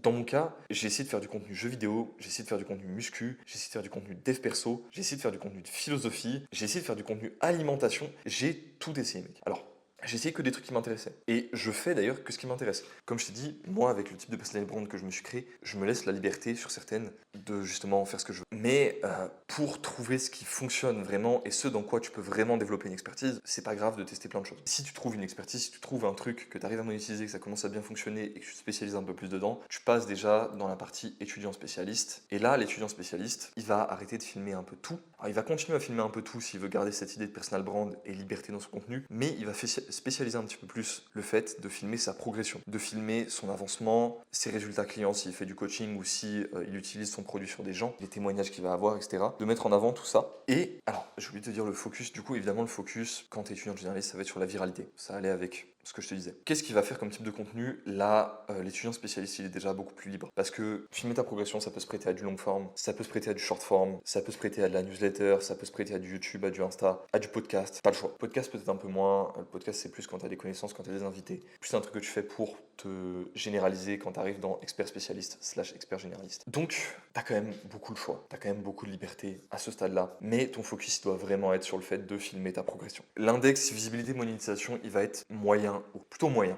J'ai mis haut, mais c'est plutôt moyen en vrai. Parce que comme tu es déjà en train de te spécialiser dans quelque chose, même si tu es honnête sur le fait que tu n'as pas encore d'expertise à haut niveau dans ce domaine-là, le fait que tu te spécialises va déjà ramener un public plus niche vers toi parce que les algorithmes sont bien faits et les gens seront déjà prêts à te payer plus que quand tu es étudiant généraliste pour tes solutions. D'accord? Donc ça commence à être une bonne position. C'est une position où tu peux commencer à en vivre si tu as assez d'audience. Moi, c'est une position où j'en vivais pas encore, pour être complètement honnête avec toi. J'en vivais pas encore, j'en vivotais si tu veux. Je survivais à peine et je faisais des tafs à droite à gauche pour me maintenir quand j'étais dans cette phase-là. Ok, maintenant, quel doit être ton focus quand tu es dans cette phase d'étudiant spécialiste? Ton focus, il doit être sur le fait de te construire de la crédibilité. Logique. Tu es en train de te spécialiser dans quelque chose, tu as envie de créer de la preuve et de créer, voilà, juste une certaine aura autour de ce que tu fais, de montrer que tu as de la valeur à apporter aux gens. Donc, c'est important de mettre bien en avant tous les témoignages que tu vas avoir, tous les DM que tu vas avoir, les résultats que tu vas avoir sur toi-même, les résultats que tu vas avoir sur tes clients si tu fais du coaching, tout ça. Ensuite, dans la phase expert, spécialiste, tu vas montrer ton expertise. Là, ça revient au même. Tu vas montrer que tu as beaucoup de connaissances. Là, normalement, c'est une phase où tu es déjà beaucoup plus avancé. Tu es déjà le GOAT, tu vois, tu es déjà le GOAT dans ton domaine un peu. Donc, tu vas montrer que tu es le GOAT. Tu vas reprendre, tu vois, tu vas faire des collages où tu vas reprendre des mecs sur Insta, par exemple, sur ce qu'ils disent qui est pas correct. Tu vas faire des contenus beaucoup plus spécialisés. Voilà, là, tu as déjà une beaucoup plus grande largeur de type de contenu que tu peux faire pour montrer tes connaissances. Donc là, il faut vraiment montrer surtout tes connaissances. Il faut encore, bien sûr, mettre en avant tes témoignages clients et tes retours, etc. Mais tu vas moins être focus sur le fait de montrer ta progression que sur le fait de montrer tes connaissances. Parce que normalement, à ce stade-là, tu es à un point dans ta pratique, quelle que soit la pratique, où tu as des retours sur investissement qui sont de plus en plus petits. Typiquement, quand tu es à très haut niveau en escalade, je sais pas, mais j'imagine qu'entre une 8A et une 8B, la quantité d'investissement pour arriver de 8A à 8B est assez énorme, tu vois. Comme par exemple en force, en musculation, en streetlifting ou en powerlifting, on va dire en powerlifting, la quantité d'investissement pour passer d'un bench à 180 kg à 220 kg est énorme et l'augmentation de crédibilité en soi, si tu te mets bien en avant, est proportionnellement quand même intéressante. Genre ça vaut quand même le coup de faire ces efforts-là, mais ça doit pas être ton focus principal. En tout cas, si ton but c'est d'augmenter ta marque. Donc vraiment montrer ton expertise, j'insiste beaucoup. Type de contenu, ce que tu veux, c'est là où ça va commencer à être plus intéressant de te focus un peu sur le format long, d'avoir des contenus comme je te fais là justement où tu vas avoir des guides plus détaillés, où tu vas vraiment bien mettre en avant tes connaissances et où les gens vont pouvoir se convaincre eux-mêmes que tu es la bonne personne à engager parce que tu sais de quoi tu parles en fait et ça se voit. Donc là je recommanderais vraiment de focus sur le format long et de plus repurpose, c'est-à-dire transformer ton format long peut-être plus en format court, en tout cas avoir un focus un peu moins important sur les formats courts dans ce que tu fais. Plus de focus sur YouTube, plus de focus sur tout ce qui va être format vidéo longue, newsletter, masterclass, cours, tout ce qui est cours privé, etc. Ça va être très intéressant à ce stade-là. Et voilà. L'index visibilité monétisation, il est extrêmement bas. Ok, tu peux faire des tals énormes, tu peux faire énormément d'argent en ayant des très petits comptes. Je connais des mecs qui ont un dixième de ma visibilité sur Instagram. Donc un dixième, si tu veux, j'ai 6000 abonnés, c'est-à-dire qu'ils ont 600 abonnés. Ils ont 600 abonnés et ils font plus d'argent que moi. Il y en a, ils tapent des 12K par mois, 20K par mois, des trucs de fou. Pourquoi? Parce que c'est vraiment des experts et parce qu'ils sont très nichés, très spécialisés. Et quand tu es vraiment un expert et que tu es vraiment niché, que tu es vraiment spécialisé, encore plus si tu es dans du B2B, donc que tu travailles pour d'autres business, tu peux faire beaucoup d'argent en n'ayant pas beaucoup de vues parce que tu n'as pas besoin de beaucoup de clients. Tu as besoin juste de faire un bon travail et d'avoir les bons clients, d'avoir les bonnes vues. Donc ouais, l'index visibilité monétisation est très bas quand on est à ce stade-là. C'est pour ça que c'est facile de commencer une personal brand quand tu es déjà expert dans un domaine. Si tu es déjà expert en nutrition, en optimisation de taxes pour les entreprises, en n'importe quoi, tu mets un tout petit peu en avant ton expertise sur Instagram à travers des réels, FAQ et quelques réels juste où tu expliques un peu ta philosophie, t'expliques vite fait ton histoire, tu mets quelques posts épinglés, boum, l'argent rentre mec, les clients rentrent, l'argent rentre, tu fais un peu de démarchage, c'est fini, c'est incroyable. Si en plus de ça tu as une très grosse audience, c'est là où tu peux commencer à vraiment en fait être un gros nom, tu vois, être un peu le roi de ton petit de ta petite colline, être le gros poisson dans ta petite mare. Et ça, c'est déjà très cool, tu tu vois. Parce que être un gros poisson dans l'océan, ça va être du gros travail, tu vois. C'est quand tu vas arriver expert de niveau mondial. Donc ça, c'est quand tu vas te spécialiser un peu moins et que ton expertise aura beaucoup augmenté. Donc c'est ce que tu arrives peut-être dans... Au lieu, là, tu vois, l'expert spécialiste, tu vas peut-être rentrer dedans au bout de 3 à 5 ans de pratique. Tu vas en sortir au bout de 20, 40 ans de pratique à être le GOAT, tu vois. Donc ça va prendre du temps. Et 20, 40 ans de pratique, je te dis, en étant intense, en étant au sommet de l'intensité que tu mets dans le fait de vouloir t'améliorer. C'est pas léger, hein. C'est pas léger ce que je te propose. T'es pas obligé d'aller jusque-là. Tu peux rester expert spécialiste, t'es expert dans un domaine assez niché, voilà, ça te fait kiffer, tu restes là-dedans, tu fais ça toute ta vie, ça marche bien, il n'y a pas de souci. Tu peux t'arrêter d'ailleurs à n'importe quel stade que tu veux, tant que tu as obtenu ce que tu voulais en termes de liberté. Liberté financière, de liberté de style de vie. Tant que tu as obtenu les libertés que tu voulais obtenir avec ça, moi peu m'importe, tu vois, je te détaille juste les différentes étapes, ce que tu peux atteindre si tu as envie d'aller loin. Et pour finir, l'expert généraliste, l'expert généraliste, il va revenir au fait de tout filmer, comme l'étudiant généraliste. En type de contenu, il va tout faire. C'est même pas ce qu'il veut, c'est qu'il va vraiment tout faire. Pourquoi ? Parce qu'il va avoir un retour sur investissement tel de mettre en avant ses connaissances dans n'importe quel domaine qu'en fait, lui, il va juste avoir une équipe autour de lui. Tu vois, c'est plus un one-man job, il va se retrouver avec plusieurs monteurs. Expert spécialiste, il peut déjà avoir des monteurs. Tu vois, moi, j'ai déjà un monteur. Donc, il va avoir plusieurs monteurs. Il va avoir vraiment toute une équipe de production. Le mec, c'est une putain de star de télé, en fait. Tu vois, c'est pour te dire le stade un peu où ça en est. C'est le stade méga influenceur, tu vois. C'est le stade Gary Vee, Logan Paul. C'est le stade Squeezie, si tu veux. C'est le stade Squeezie, on va dire. Tu peux être au stade Squeezie si tu es vraiment un expert généraliste en ayant 100 000 abonnés. Tu as 100 000 abonnés et que même en ayant 10 000 abonnés, tu vois, sur YouTube. Si tu as 10 000 abonnés et que tu fais vraiment du format éducatif sur un truc spécifique, niché en B2B, admettons, et que c'est fou. C'est fou ce qui peut se passer, faut se rendre compte. Je pense que vous vous rendez pas compte. L'index visibilité et monétisation, il va être bas. Alors il va être un peu moins bas que l'expert spécialiste parce que tu vas être un peu moins niché. Mais ce sera plus facile d'avoir beaucoup plus de visibilité, vu que tu es déjà un peu un gourou, etc. Donc c'est un index qui est un peu plus bas. C'est un peu moins bien, mais en même temps, t'as plein d'autres bénéfices sur d'autres aspects. Et là, le focus, il devrait être à nouveau sur la vérité. Et là, le focus, il devrait être à nouveau sur la viralité. Parce que tu as déjà construit ta crédibilité à travers des années, normalement, si t'en es à ce stade-là. Ok, maintenant, point extrêmement important avant de passer à la section suivante. Quand tu choisis la catégorie dans laquelle tu vas rentrer, dans laquelle tu vas construire ta personal brand, sois honnête. Sois honnête avec toi-même. Si tu es étudiant généraliste, t'es pas sûr encore de ce que tu veux faire, te force pas à te spécialiser dans un truc maintenant. Ça sert à rien. Si tu es étudiant spécialiste, essaie pas de te faire passer pour un expert. Si t'es expert spécialiste, essaie pas de faire le mec humble en mode non mais j'ai que 6 ans de pratique, non mais j'ai pas 10 000 coachés comme d'autres mecs que j'ai vus sur Insta, j'en ai que 200. Non, ok, t'es un expert, c'est bon, tu rentres dans cette catégorie, montre ton expertise, mets en avant ces choses-là. Ok, c'est bon. Et si t'es vraiment un expert généraliste, qu'est-ce que tu fais encore regarder cette vidéo, mec? Va bosser, c'est fou, c'est fou. T'as un retour sur investissement sur ton temps qui est phénoménal juste par le fait de montrer ce que tu fais, quelle que soit la chose que tu fais dans ta journée. Donc voilà. Mais sois honnête. Sois honnête avec toi-même. Je dis sois honnête avec toi-même parce que si t'es honnête avec toi-même, tu seras honnête avec les autres. Donc c'est le plus important. Je disais, si t'es honnête avec toi-même, tu seras honnête avec les autres, ce qui est le plus important. Donc vraiment, ne mens pas.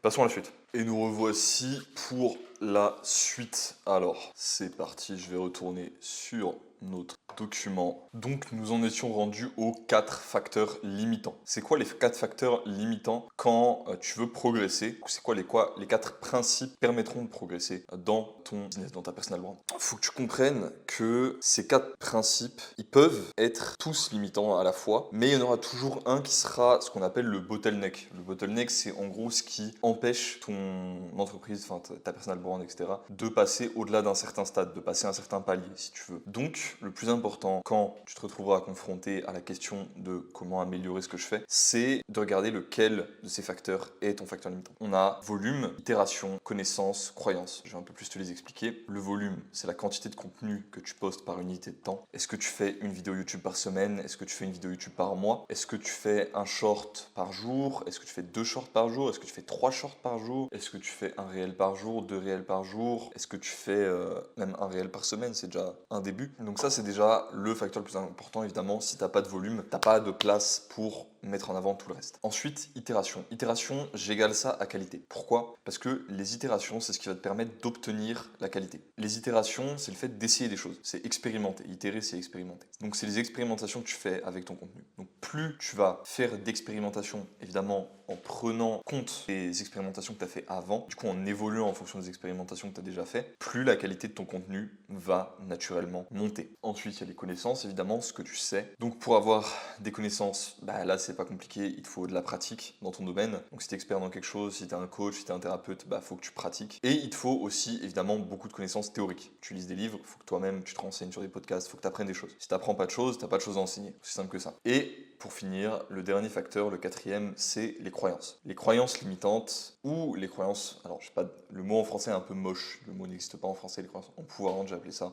Ça peut changer drastiquement la direction que va prendre ta vie. Avoir des croyances limitantes, ça peut t'empêcher de progresser et t'empêcher d'avoir la vie que tu veux pendant des années pour aucune raison, tu vois, pour aucune raison valable. Tu peux juste perdre du temps, perdre de l'énergie, perdre de la vie parce que tu crois à un truc qui est pas vrai. Parce que par exemple, tu as la croyance que pour faire beaucoup d'argent ou pour faire ce que tu considères comme beaucoup d'argent, faut être malhonnête, que les gens qui font beaucoup d'argent sont malhonnêtes. Si tu as cette croyance-là, tu vas soit toi-même devenir malhonnête si tu as envie de faire de l'argent pour correspondre à cette croyance-là, sauf que tu vas pas te sentir bien parce que tu n'as pas envie d'être quelqu'un de malhonnête, soit tu vas juste pas faire de l'argent parce que tu vas pas vouloir te conformer à ce truc-là. Sauf que tu peux créer de la valeur, tu peux faire de l'argent, faire du bénéfice sans être malhonnête. Oui, surprise, peut-être que moi qui te le dis, c'est une grande révélation, mais c'est une vérité, tout simplement. Donc ton objectif, si tu as déjà commencé à poster sur les réseaux, parce que là, je te parle de beaucoup de choses comme si tu avais déjà commencé ta personal brand, mais si tu as déjà commencé, c'est de trouver lequel de ces 4 facteurs est ton facteur limitant. Est-ce que tu manques d'idées parce que tu manques de connaissances? Parce que tu peux manquer d'idées juste parce que tu fais pas assez de brainstorming, tu réfléchis pas à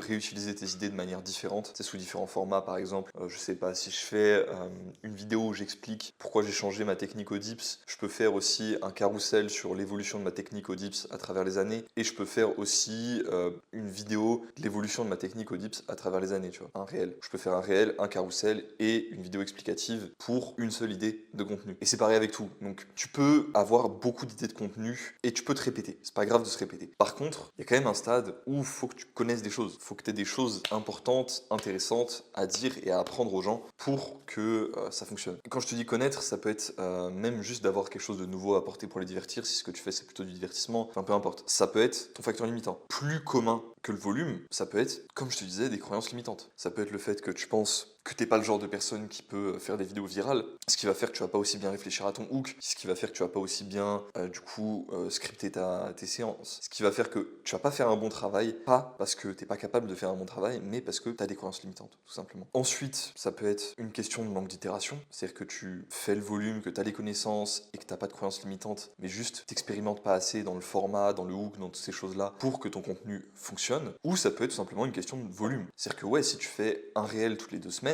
et que ton compte Instagram il grossit pas beaucoup, c'est pas étonnant, tu vois, c'est pas étonnant. Faut poster plus. Pour beaucoup d'entre vous, la première solution, c'est ni les connaissances, ni les croyances, ni l'itération, c'est simplement qu'il faut faire plus de volume. Parce que naturellement, le fait de faire plus de volume va augmenter la quantité d'itérations que tu vas faire, va réduire tes croyances limitantes parce que tu vas avoir plus de contenus qui vont fonctionner, tu vas avoir plus de choses qui vont fonctionner par un simple jeu de probabilité du fait de faire plus de volume. Et tu vas aussi développer plus de connaissances en répondant aux commentaires, en réfléchissant pour tes contenus, etc. Donc, parce que tu vas faire plus de contenu. Généralement, le plus commun, c'est le volume. C'est pas toujours le volume. Dans mon cas, j'ai tendance à pas avoir de problème avec le fait de me discipliner sur le volume. Par contre, sur la qualité, des fois, je suis un petit peu... j'ai tendance à pas trop itérer. J'ai tendance à faire le même type de contenu une fois que j'ai un format qui, moi, me plaît à faire et qui fonctionne assez bien. Sauf que c'est un facteur limitant dans le fait que mon business grossisse. Parce que du coup, si par exemple, tu fais des contenus et que tes contenus ils font entre 2 et 5 000 vues tes réels, admettons sur Instagram, c'est bien. Mais si, juste en faisant des itérations, sans changer les idées, sans changer tes connaissances, sans changer tes croyances, mais juste en faisant un peu plus d'itérations, tes contenus, au lieu de faire 2 à 5 000 vues, ils faisaient 5 à 12 000 vues, ça change déjà beaucoup les choses. Et je te parle en moyenne. Et si en plus de ça, t'en avais de temps en temps un qui tapait vraiment une vidéo bien virale, ça change radicalement les choses. Parce qu'une vidéo virale, ça peut paraître fou ce que je te dis comme ça, mais une vidéo virale avec un lead magnet, c'est-à-dire quelque chose qui redirige vers, que ce soit ta page de vente, une vidéo où t'expliques un peu plus tes connaissances, qui amène les gens vers ton service, ce genre de choses, une vidéo virale peut changer ta vie, tu vois. Donc c'est assez fou. Et voilà. Maintenant, ce qui est important de savoir, c'est que bien sûr, à différentes phases, tu passeras par les différents facteurs limitants. Ça va pas rester éternellement le même facteur limitant. Si tu fais une grosse phase de volume et que tu arrives à maintenir un volume plus élevé que tu avais par le passé, ce sera peut-être plus le volume le problème. Ce sera peut-être l'itération. Ce sera peut-être les connaissances. Peut-être que tu te répéteras trop et que ton audience en aura marre et qu'il faudra que tu apportes quelque chose de nouveau, que tu apprennes de nouvelles choses. Et ça pourrait être aussi tes croyances limitantes, dans une autre mesure. Et dans mon cas, là, évidemment, à différentes phases de ce que je fais, je suis passé par tous les facteurs limitants que je t'ai décrits. Mais plutôt que de te les détailler de manière théorique, comme en fait je viens de le faire un petit peu, je vais te prendre mon exemple avec Instagram. Donc là, j'avais un problème de volume. Ces vidéos-là, du coup, tu le vois pas parce que c'est pas marqué comme ça, mais c'était en été dernier et franchement, je postais entre une et 3 fois par semaine pour être généreux avec moi et j'avais du mal à faire plus parce que j'avais pas d'idée de contenu et parce que j'osais pas me répéter. Parce que j'osais pas me répéter, j'osais pas, comme je te disais, repurpose, c'est-à-dire retransformer une idée de contenu en plusieurs contenus et en fait, ça me freinait beaucoup dans juste le fait de faire assez de volume. Ensuite, je suis arrivé à un point où je me suis dit, ok, c'est pas grave, je réutilise mes idées, je formule plus d'idées, mais je fais des choses peut-être un peu plus low effort, etc. Et là, on a un problème d'itération. J'ai des contenus qui fonctionnent relativement bien. J'ai un volume qui est de 1 réel par jour, qui est suffisant, enfin qui est bien, que je peux améliorer, mais qui est déjà bien, c'est pas ça le problème. Par contre, je fais toujours le même style de vidéo. Et il y a un moment, ça finit par pas être suffisant. Et là, faut augmenter la qualité à travers l'itération. Faut tester des nouveaux formats, faut tester faire un peu plus de montage, faut faire des efforts sur d'autres choses. Donc, qu'est-ce que j'ai fait? Évidemment, j'ai itéré. Là, on est hiver dernier, je suis toujours sur la même fréquence de 1 réel par jour. Et là, je passe beaucoup plus. Comme j'ai de l'avance en plus avec la fonction programmée, je peux le faire sans trop stresser sur le fait d'augmenter vraiment la qualité de ce que je fais et de faire des formats un peu plus durs à faire. Donc, typiquement, je fais du talking head. Donc, le talking head, c'est sur Instagram quand tu vas prendre 2-3 minutes où tu te filmes avec ton téléphone ou avec ta caméra et tu parles d'un sujet en particulier. Moi, en l'occurrence, je faisais le format de manière pas très scriptée. Souvent, c'est scripté. J'avais juste 2-3 phrases que je savais que j'allais dire et puis le reste, c'était un peu impro. Et tu vois, typiquement, ça a très bien fonctionné. Je commence à avoir des vidéos qui font des 50, 100 000 vues. Et voilà, c'est l'itération, c'est quand même un élément très très important. La qualité, c'est pas à négliger, évidemment. Souvent, je trouve que le conseil de volume est bon, mais je trouve que le conseil de volume poussé à l'excès te nerfe un peu. Tu vois, te réduit un peu ce que tu peux atteindre. Parce que une fois que tu as un volume où tu es confortable et qui est quand même élevé, faut que ce soit élevé, mais que tu arrives à un point où tu es confortable avec ce volume élevé et que tu peux vraiment augmenter la qualité sur ce volume-là en prenant de l'avance, là tu peux continuer à avancer, tu vois. Parce que ça sert à rien non plus de se mettre sous une pression immense tout le temps. Ça peut être bien périodiquement de se mettre sous une grosse pression pour avancer vite dans ton business, mais se mettre en permanence sous une grosse pression, ça fonctionne juste pas, tu vois, ça sert à rien. Là, on va passer à la suite. Problème de connaissance. Quand tu fais des contenus aussi réguliers et quand tu fais des contenus éducatifs en particulier, t'as vite fait de te répéter. T'as vite fait de te répéter et comme je te le disais, là, je commençais un peu à étaler les mêmes connaissances de, tu vois, je parle différents éléments sur la diète, je parle des animaux monogastriques, je parle de tout ce que je connais niveau qualité en alimentation, je parle de la périodisation concurrente, de tout ce que je connais de ce côté-là, du lien avec la flexibilité, je parle un peu de certaines de mes positions, je parle de toutes ces choses-là, sauf qu'à un moment, je tourne un peu en rond, tu vois. Qu'est-ce que je fais? Je me remets à fond dans les lectures, je me remets à fond dans le fait de prendre des consultations avec des gens autour de moi. Je prends une consultation avec une kiné, donc je me forme chez une kiné aussi un peu. Je commence à travailler sur d'autres choses, je lis du Repeat que j'avais pas encore lu à l'époque, je lis d'autres auteurs, etc. Et d'un coup, hop, plein de nouvelles idées de contenu qui pop, plein de nouvelles idées de choses aussi à expérimenter dans mon propre régime qui pop. Et forcément, ça me permet moi d'évoluer et ça me permet aussi de faire évoluer mon contenu. Donc, c'est génial, tu vois. Et ensuite, on va parler un peu, quelles croyances limitantes moi j'ai dû briser. Il y en a deux, c'est les plus communes, je t'en ai déjà parlé, mais moi j'avais vraiment ce truc de c'est pas possible de gagner plus de 10 euros, 10-15 euros de l'heure sans arnaquer les gens. Et c'est même malhonnête de gagner plus de 10 euros de l'heure en faisant quelque chose que t'aimes. Alors oui, ça a aucun putain de sens. Oui, je sais, c'est ridicule, mais je sais que certains d'entre vous sont comme moi à ce stade-là. Moi j'avais vraiment ce truc-là en tête de non mais attends, c'est fou, je peux pas faire payer 20 balles, 25 balles plus de l'heure que pour ce que je fais, tu vois. C'est impossible. Et en fait, t'arrives à un stade où tu te rends compte que d'accord, en fait j'ai tel retour sur investissement, j'ai telle année d'expérience qui justifie ça, j'ai aussi tel résultat client. En fait, si à chaque fois que tu augmentes le prix de ton service, t'as quand même assez de personnes pour que tu gagnes plus d'argent qu'avant, c'est que t'as bien fait de l'augmenter. Qu'est-ce que je te dis? Par exemple, en consultation, je passe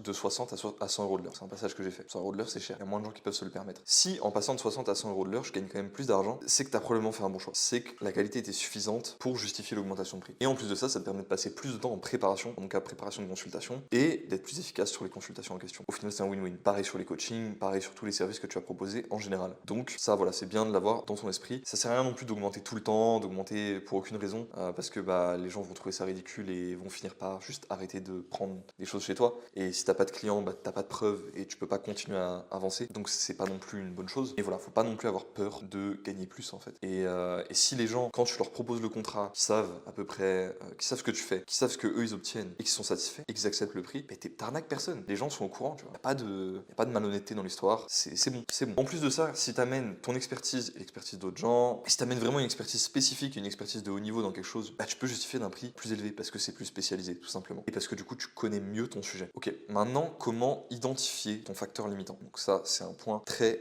important. Si tu fais pas beaucoup de contenu, c'est le volume, c'est évident. Faut que le chiffre que tu te fixes en termes de contenu te fasse un peu peur. Donc si quand je t'ai dit un réel par jour, tu te dis oh facile, faut que tu te fixes plutôt deux. Si quand je t'ai dit une vidéo YouTube toutes les 2 semaines, tu t'es dit facile, faut peut-être que tu fasses une vidéo YouTube par semaine. Faut que ça te fasse un peu peur, mais que ça soit quand même faisable, avec la qualité que tu as envie de mettre, avec le maximum de qualité possible. Donc ça n'a pas besoin non plus d'être immensément haut. Voilà, faut réussir à doser. Et de toute façon, tu pourras toujours l'augmenter plus tard. Ça, il n'y a pas de souci. Ensuite, si tu fais beaucoup de contenu, si tu fais déjà tes 2 réels par jour, si tu fais déjà une vidéo YouTube par semaine, 2 vidéos YouTube par semaine, mais qu'il n'y en a aucun qui prend, qui en tout cas qui prend vraiment bien, c'est la qualité. C'est le manque d'itération, c'est qu'il faut que tu essayes plus de choses, que tu changes de format, etc. Quitte, si tu t'es un peu enfermé dans une boucle, tu fais un contenu de basse qualité et où tu fais trop de contenu comparé à ce que tu es capable de faire, quitte à ce que tu réduises un peu. Je recommande rarement de réduire la quantité de contenu que tu fais, et de temps en temps, c'est vrai que c'est pertinent. Typiquement, moi, c'est un passage que j'ai fait récemment, tu vois, je faisais une vidéo par jour avant, quand j'étais dans une phase où je voulais apprendre, être plus à l'aise devant la caméra, et j'ai décidé de faire une phase d'improvisation où je me fixais des sujets de vidéo que j'avais en tête dans la journée, et j'improvisais sur un sujet pendant entre 5 et 30 minutes, 1 heure, voire plus, tous les jours sur cette chaîne-là, tu vois. J'ai fait, je crois, 180 vidéos d'affilée, tous les jours comme ça, à poster. Et ça m'a appris plein de choses. Par contre, forcément, un format improvisé comme ça, où je vais pas faire de cut, quasiment pas faire de cut, je vais pouvoir me permettre ce volume-là. Alors que là, un format comme je te fais aujourd'hui, où il y a plus de montage, où aussi, moi, je passe du temps à réfléchir et à beaucoup de préparer le guide. Tu vois, je passe des heures et des heures à préparer les guides que tu vois à l'écran et que je te mets d'ailleurs gratuitement en description. Mais je peux pas en faire autant. Je peux en faire en moyenne une toutes les 2 semaines. C'est quelque chose qui est déjà difficile, mais qui fonctionne pour moi. Donc c'est ce que je me suis fixé pour le moment et c'est ce que tu vois comme rythme sur cette chaîne. Si tu me vois faire plus, c'est que je suis un goat et je suis un goat, donc tu me verras faire plus. Donc voilà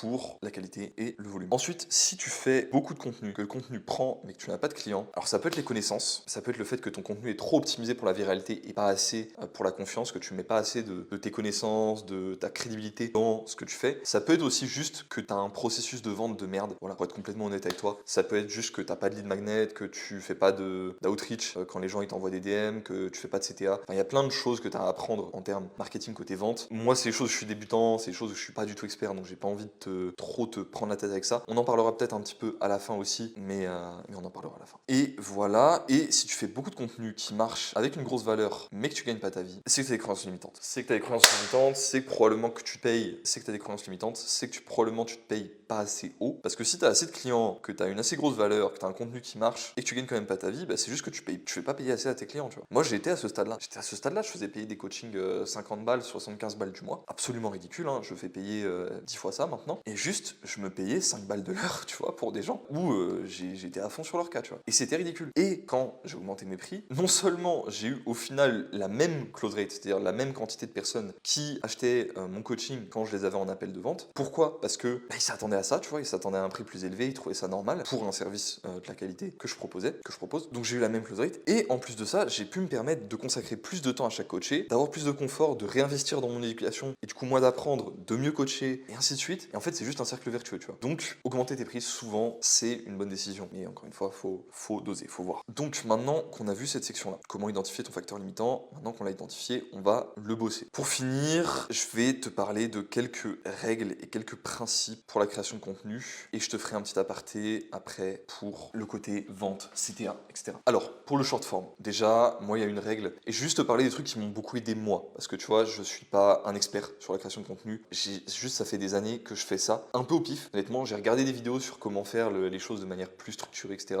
Mais mon expérience, elle est plus empirique que théorique. C'est plus mon expérience personnelle que de l'expérience que j'ai, enfin, de ce que j'ai vu dans des vidéos YouTube qui expliquaient comment faire, tu vois, ou dans des bouquins. Donc voilà. Donc pour le short form, moi, une règle qui m'a beaucoup aidé, même si je l'ai pas appliquée de manière stricte, c'est un ami qui me l'a donné, c'est le 70-20-10. 70 vidéos, 70% des vidéos que tu vas faire, elles vont avoir une visée plutôt vue, ça va être plutôt d'être un peu viral. 20% vont avoir une visée vraiment éducative et 10% vont avoir une visée plutôt de vente. Alors, certaines peuvent rentrer dans plusieurs catégories, tu vois. Des fois, tu fais une vidéo éducative et elle va te faire plein de vues. C'est pas un souci, tu vois. Généralement, les vidéos qui visent les vues vont être un peu plus controversées. Alors, faut que ça reste de la controverse que tu penses sincèrement. Ça sert à rien de créer de la controverse sur des choses que tu penses pas parce que derrière, encore une fois, tu détruis juste ta crédibilité pour rien, tu vois, c'est inutile. Mais s'il y a des choses que tu penses qui sont controversées, il faut en profiter pour faire des contenus un peu visés vus. Donc c'est là où tu vas avoir les trucs avec les captions un peu choc. Les captions, c'est-à-dire le petit texte sur les réels avec juste quelqu'un qui monte sa tête ou qui monte son physique. public. Et des fois, ces vidéos-là, elles font des millions de vues, elles te rapportent pas mal de nouveaux abonnés, de nouvelles personnes, mais elles vont moins bien convertir les gens en clients. Elles vont même souvent pas bien convertir les gens en clients. Tu vas avoir tes 20% de vidéos à visée éducative. Donc là, ça va être tout ce qui va être typiquement des découpages, tu vois, du clipping de ce genre de vidéos-là sur Instagram. Ça va être des vidéos à visée éducative. Ça va être aussi quand je vais faire du talking head spécialement pour Instagram, où je vais prendre 2-3 minutes juste à parler d'un sujet précis, ce genre de choses. Et les vidéos à visée vente, bah là, c'est tout ce qui va être transformation client, expliquer pourquoi ton produit c'est le meilleur, etc. Tout ce qui va être concrètement dans l'objectif de vendre ce que tu fais, ton produit, ton service, peu importe. Donc maintenant que tu as compris ces différentes catégories de contenu, bah tu as juste à le mettre en application. Tu te fais, moi ce que j'aime bien faire, c'est un petit tableau avec les différents types de contenus, visée vue, visée éducative, visée vente. Et puis ce que tu fais, c'est que tu mets en dessous des idées que tu as pour chaque type de contenu. Et une fois que tu as ces idées-là pour chaque type de contenu, tu t'organises des séances, des sessions pour filmer et tu filmes beaucoup d'un coup, tu filmes en batch. C'est comme la muscu. Si tu fais 10 séries de pompes dans la journée, au milieu de ta journée, tu vois, et qu'à chaque fois tu te réchauffes, et ça va te prendre du temps. Ça va te prendre du temps et ça va pas être super rentable. Alors que si tu fais à la salle, tu fais 3 sets de développé couché avec 5-6 minutes de repos comme un powerlifter entre tes séries et que tu mets vraiment une grosse intensité et que tu progresses en charge, etc. dessus. Bah, ça va te prendre moins de temps au final, tu te seras réchauffé qu'une seule fois et au final tu auras probablement des meilleurs résultats musculaires. Ben, en vrai, c'est un peu pareil avec la création de contenu. Tu auras probablement des meilleurs résultats du fait de faire des sessions où tu filmes plusieurs choses à la fois, plusieurs réels à la fois, où tu les enchaînes, plutôt que de les faire un peu de manière bordélique, un peu désorganisée sur la journée quand tu y penses. Tu peux aussi en faire une habitude quotidienne si c'est vraiment quelque chose de nouveau pour toi et que tu as envie de faire un peu tous les jours, mais je te recommanderais d'apprendre dès le début à prendre de l'avance. Prendre de l'avance et quand même maintenir la qualité le plus haut, parce que ce qui peut être un peu piégeux avec le fait de prendre de l'avance sur les contenus que tu fais, comme tu stresses moins le regard des autres, tu vas faire un peu moins attention à la qualité, inconsciemment, hein, ça peut être complètement inconscient, et du coup tu te retrouves avec des contenus qui marchent moins bien. Donc ça, faut faire gaffe à ça, faut quand même se concentrer sur la qualité, même si tu as beaucoup d'avance sur les contenus que tu fais, évidemment, mais je pense quand même que tu gagnes plus à faire beaucoup de contenu en avance et à te concentrer plutôt sur ton volume global, tu vois, à te concentrer sur le volume que tu vas faire dans le mois, dans l'année, plutôt qu'à te concentrer sur le fait d'avoir une streak, tu vois, genre de faire un truc tous les jours. Typiquement, moi je t'ai dit que dans la phase où je faisais de l'improvisation tous les jours, je faisais pas d'improvisation tous les jours. Il y a des jours où je filmais pendant 3 heures et je filmais 7 vidéos, et des jours où je filmais 0 vidéo. Et c'est pas grave, c'est pas grave.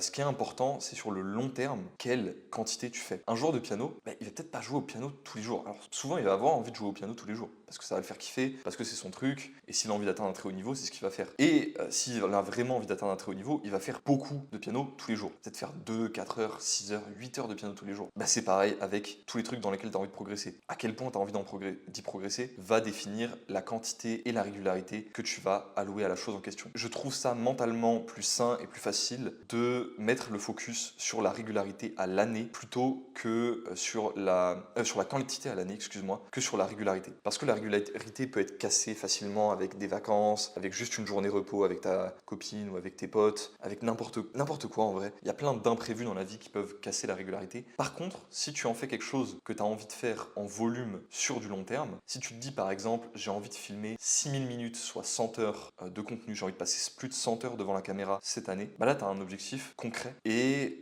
auquel tu peux bosser dès que tu as envie, tu vois. Et le fait d'avoir cet objectif qui est gros mais en même temps réalisable devant toi, c'est beaucoup plus motivant que de te dire faut absolument que je fasse ça tous les jours, et les jours où tu te sens vraiment pas bien ou même juste tu as d'autres choses à faire, de pas le faire, tu vois. Mais c'est quand même bien de cultiver une habitude quotidienne. Tu vois, j'ai du mal à j'ai envie de te motiver à cultiver une habitude quotidienne, mais j'ai pas envie que tu casses la tête s'il y a un jour que tu loupes. Moi, ce que je recommande comme tracker pour ça, c'est un site qui s'appelle Life of Discipline. Je te le montrer tout de suite. Hop, Life of Discipline. Tu vas juste voir au milieu mes habitudes, je vais le mettre en plus petit. Donc là, tu as les 3 habitudes que je traque sur Life of Discipline, le temps d'enregistrement. Donc tu remarques que je suis pas du tout régulier. Il y a plein de jours où j'enregistre pas parce que je suis sur d'autres choses, je travaille d'autres choses sur mon business qui sont essentielles aussi. Pour autant, je m'améliore énormément, et si tu regardes, j'ai commencé en septembre dernier et je suis déjà à 3306 minutes. Donc ça fait quoi, mi-septembre à mi-octobre, ça fait 1 mois, mi-octobre à mi-novembre, ça fait 2 mois, mi-novembre à mi-décembre, ça fait 3 mois, décembre à mi-janvier, ça fait 4 mois, 5 mois, et on est presque à 6 mois, et mon objectif c'est de faire 6000 minutes sur un total de 1 an, et je suis déjà à 3306 minutes, ce qui est plus de la moitié et on est à moins de la moitié du temps que je me suis fixé. Donc, tu vois que le fait de me fixer un objectif qui est gros, mais de me laisser de la flexibilité sur les jours où je le fais et les jours où je le fais pas, c'est bien plus gérable, tout simplement. Surtout quand on a une vie très chaotique. Pareil, prochain guide d'ailleurs sera sur le contrast maxing. C'est un sujet dont je vous ai déjà parlé par le passé. Et là, je vais vous faire un guide complet qui sera très lourd dessus, pour ceux que ça intéresse. Pareil, tu vois que la méditation, bon là, ça fait pas longtemps que je l'ai sur mon Life of Discipline. Je suis pas du tout régulier ces derniers mois. Pourquoi? Je vais pas te raconter ma vie, mais voilà, beaucoup d'instabilité, changer de logement au moins 4 fois, pas de logement fixe, etc. Plein de choses qui font que, même si c'est ce qui me ferait du bien, je le sais, j'ai pas toujours la tête à méditer. Mais c'est pas grave, tu vois, j'essaie quand même de méditer le plus possible, et même si j'aimerais bien que ce soit un petit peu plus, je suis quand même à 950 minutes, excuse-moi, d'ailleurs j'ai fait 6 minutes aujourd'hui, donc je vais les ajouter, au bout de ce temps-là. Donc je préfère me concentrer sur ça, me dire, ok, j'ai envie d'atteindre, donc moi là j'aurais bien aimé avoir une 50aine d'heures de méditation d'ici la fin de l'année, parce que je sais que quand c'est quelque chose sur lequel je suis régulier, et quand je fais beaucoup de méditation globalement, ça me fait beaucoup de bien, même si c'est intermittent, même si c'est que un mois où je fais 1 heure tous les jours, et que pendant 3 mois j'en fais pas. Donc, j'ai le regard là-dessus. Mon pratique chant de gorge, c'est un objectif que j'ai pas encore commencé. Comme je l'avais dit, je le commence à l'équinoxe de printemps, le 21 mars. À l'équinoxe de printemps, d'ailleurs, le school double. Si vous voulez tout mon knowledge, alors est-ce que ce sera avant l'équinoxe? Cette vidéo, elle sort le jour de l'équinoxe. Donc voilà, je recommande beaucoup le tracker Life of Discipline pour cette raison, pour le fait que tu as cet élément de volume. Je m'en fous des éléments de streak, longest streak. Je regarde number of entries, average. La déviation standard, c'est intéressant aussi. Et le volume total. Et c'est tout. Le reste, n'importe pas. Pareil, quand tu regardes mon tracking sur les années, je regarde l'amélioration de ce que je fais, la quantité de tout ce que je fais à l'année, la quantité de vidéos que je fais sur la vidéo YouTube, que je fais sur la chaîne YouTube musculation, la quantité de vidéos que je fais sur cette chaîne YouTube ici, la quantité de short form que je produis, la quantité de livres que je lis, alors la quantité de rêves lucides, c'est parce que quelque chose aussi que je suis en train d'explorer. D'ailleurs, je vous ferai probablement un guide d'ici quelques mois quand j'aurai plus exploré ce sujet-là. L'escalade, parce que c'est quelque chose que j'ai pris très récemment, et les performances sportives, etc. Repassons à notre guide classique. Ok, donc pour le contenu vu, comme je te l'ai dit, autant de controverses que tu peux en restant authentique. Dis seulement ce que tu penses vraiment pour ne pas détruire ta réputation. Encore une fois, ta réputation, c'est ce qui est, c'est vraiment le truc le plus important. Le long terme, c'est le truc le plus important, donc ne la détruis pas pour du cash rapide. Tu vois, c'est vraiment une mauvaise idée. Explique pas trop. Enfin, t'as pas besoin d'expliquer tant que ça. Tu peux expliquer en description éventuellement, mais c'est des contenus normalement où t'es plus là pour un peu choquer, tu vois, un peu créer de l'intérêt, créer de la curiosité. Et c'est dans tes autres contenus plutôt éducatifs ou vente que tu vas amener des réponses aux questions que les gens vont se poser avec ces contenus-là. Pourquoi tu penses telle ou telle chose, par exemple. Donc sur le contenu éducatif, tu peux mettre de la controverse, encore une fois, seulement pour le hook, mais fais gaffe à avoir des informations qui sont solides pour appuyer ce que tu penses. Le talking head, donc le fait de parler devant une caméra comme ça, ou les posts qui enchaînent beaucoup de textes avec du b-roll, ça se prête très bien à ce genre de format. Ça demande plus de travail parce que ça demande du b-roll de qualité, donc faut que tu aies ton b-roll. Le b-roll, c'est quoi? C'est tout ce qui va être vidéo de ton quotidien, vidéo des trucs que tu fais. Tu vas mettre en arrière-plan pendant que tu fais défiler du texte pour exposer une opinion. Donc si je te donne un exemple, j'ai fait un réel où je parlais de la salmonelle et des effets positifs de la bactérie, de la plupart des variants de la bactérie sur l'intestin, et du fait que dans la majorité des cas, elle n'était pas dangereuse et que c'était pas un argument suffisant pour éliminer les œufs crus de notre alimentation aussi, car on a plus d'infections à la salmonelle dans les aliments transformés que dans les œufs crus, même proportionnellement, on a plus de risques. Donc voilà, donc ça c'était un post qui correspond à ce type de contenu. Puis les talking heads, c'est tous ceux où je vais par exemple expliquer comment je me suis transformé, comment je suis passé de ça à ça, pourquoi je pense que tel truc compte, etc. Et pour finir, pour le contenu vente, tu donnes un peu de valeur. Donc par exemple, comment je suis passé de ça à ça, encore une fois, ça correspond bien, comment tu as eu telle transformation, comment tu as eu telle transformation avec un client. Et tu pitches très clairement ton produit ou ton service. Tu peux aussi un peu le soft pitch sur tes autres contenus. Mais il faut vraiment que ce soit pas trop lourd parce que les gens vont sinon très vite en avoir marre. Un truc que tu peux te dire, c'est que pour un business qui croît, il me semble que c'est Ormozy qui avait donné cette règle. Pour 14 contenus où tu donnes juste de la valeur, tu peux en faire un où tu demandes. Alors bon, ça correspond pas sur le pourcentage avec les visées ventes. 1 sur 10, c'est très bien. Les plateformes qui sont déjà très bien installées, donc Facebook, etc., pour 6 posts, ils te mettent une pub généralement. Tu vois, du 1 pour 6, c'est ce que tu vas avoir sur les géants, les monopoles. Sauf que toi, t'es pas un géant, t'es pas un monopole, t'es quelqu'un qui est en train de se construire. T'es en train de construire ta marque. Donc quand t'es en train de construire ta marque, faut que tu donnes plus que tu demandes. Faut que tu donnes plus que même la plupart des gens. Donc donne le plus possible. Donne le plus possible. Si tu pitches soft pitch, ça veut dire quoi? Ça veut dire donner et juste parler de j'ai fait ça avec lui, ça lui a donné tel résultat, mais du coup les gens savent que c'est dans ton accompagnement, ce genre de choses.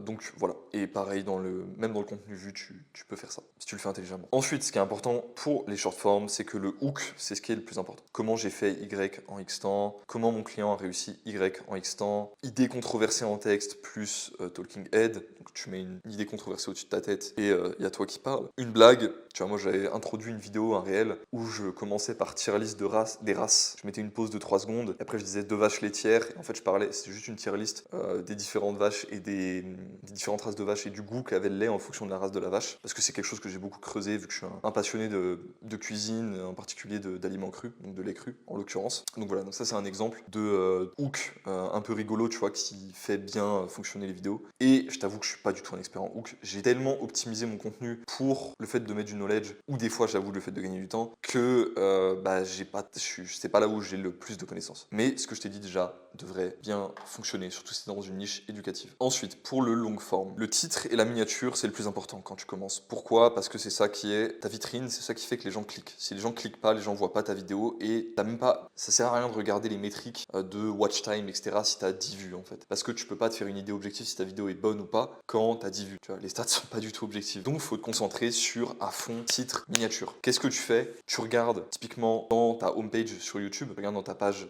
d'accueil YouTube et tu regardes lesquelles miniatures attirent le plus ton attention. Tu fais ça tous les jours, tu les screens, tu les mets dans un dossier et quand t'en as une centaine, tu reviews et tu essaies de tester un peu différents styles de miniatures en le faisant correspondre à ton contenu à toi. Tu fais pareil pour les titres, tout simple. Moi, c'est le meilleur conseil que je puisse te donner là-dessus. Et si tu as envie, alors ça, c'est pas un truc que j'ai testé, mais je sais que c'est un tips qui fonctionne très bien. Je connais plusieurs créateurs de contenu qui l'appliquent pour que ça fonctionne bien.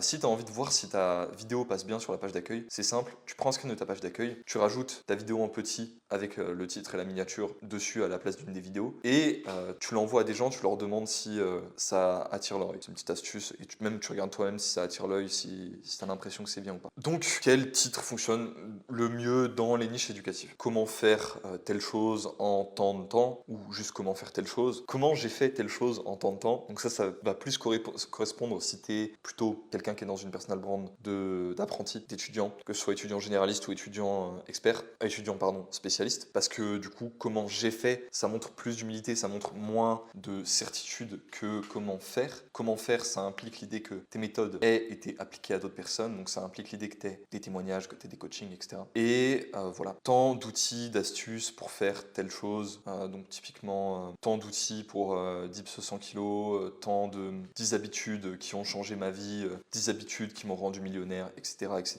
Tu vois très bien comment ça marche. Le meilleur truc pour le meilleur X pour faire Y. C'est-à-dire, par exemple, le meilleur aliment pour perdre du poids, le meilleur livre pour devenir indépendant financièrement. C'est assez facile ce genre de format de titre, tu as juste à l'adapter à ce que toi tu fais, tout simplement. Une fois que tu fais des vues, une fois que tes titres et tes miniatures, ils ramènent assez de gens, donc c'est quoi faire des vues? En vrai, quand tu es dans une petite niche et que tu as un bon taux de conversion vers des gens qui deviennent clients de ton service, de ton produit, t'as pas besoin de faire énormément de vues, faire du 500 vues par vidéo à peu près, en moyenne, je dirais. C'est un échantillon qui est suffisant. Tu peux réfléchir à ton watch time et à tout ça. Petite parenthèse d'ailleurs pour te dire que les vidéos longue forme, c'est surpuissant. Okay, en marketing, il y a une phrase, c'est qu'ils disent souvent qu'il faut 7 heures à peu près de watch time par client, par personne, pardon, que la personne devienne cliente, pour qu'une personne t'achète une chose. Pour un achat, 7 heures de watch time. Sauf que si tu fais le calcul, si tu as des réels en moyenne de 30 secondes et des réels de 30 secondes, déjà c'est long. 30 secondes de watch time en moyenne sur tes réels, je suis très très généreux. Généralement, c'est plutôt entre 6 et 10 secondes maximum. Admettons 30 secondes. Ça te fait 840 réels pour quelqu'un ait 7 heures de watch time et achète ton produit ou ton service. Alors qu'avec du long form, avec des vidéos YouTube par exemple, admettons des vidéos longues, vraiment longues, à 30 minutes de watch time moyen, c'est exigeant aussi, j'ai été exigeant sur les réels, je suis exigeant sur les vidéos YouTube. En 14 vidéos, la personne achète un service ou un produit. En moyenne, hein, t'as des gens qui achèteront avant, t'as des gens qui achèteront après. Donc c'est très très puissant, voilà, vraiment. Alors tu peux commencer par te concentrer que sur le short form ou que sur le long form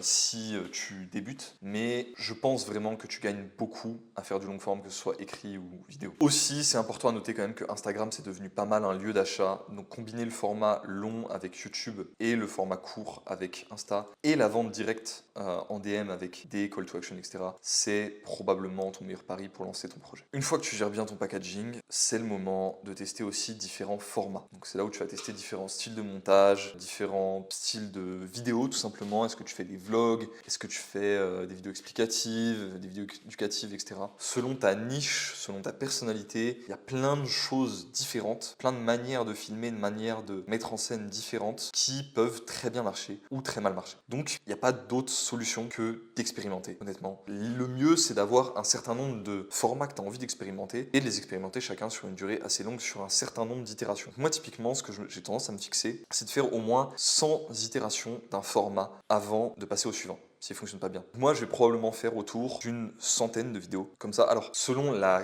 qualité et le coût de production d'un format, je peux en faire plus ou moins, tu vois. Typiquement, j'avoue que avec des vidéos aussi travaillées que celles que je te fais sur cette chaîne, plutôt au bout de 50 itérations, je pourrais déjà avoir une bonne idée de si ça fonctionne ou pas. Au contraire, avec des vidéos en improvisation comme j'ai fait par le passé dont je t'ai déjà parlé, je me suis arrêté qu'au bout de 180 itérations, histoire d'avoir vraiment un gros retour de voir si ça fonctionne ou pas. Mais voilà, en moyenne, je te dirais 100 itérations. Tu peux descendre à 50 pour des formats qui te demandent des plus gros coûts de production. Tu peux monter à 200 pour des formats qui te demandent des bas coûts de production. Et tu peux monter bien plus pour le short form. Tu peux monter à 300 voire 500 pour le short form. Ce qui est assez énorme, j'en conviens. Mais les itérations, en fait, t'améliorer progressivement aidera aussi beaucoup. Et tu peux faire plus d'itérations sur quelque chose qui prend moins de temps à faire. C'est assez naturel, c'est assez logique. Avant que je te fasse mon moment d'honnêteté, on va parler rapidement CTA. On va parler rapidement CTA et je vais te montrer une de mes stories Instagram, comme ça tu vas avoir ça sous les yeux. Donc pour parler CTA, qu'est-ce que je vais te donner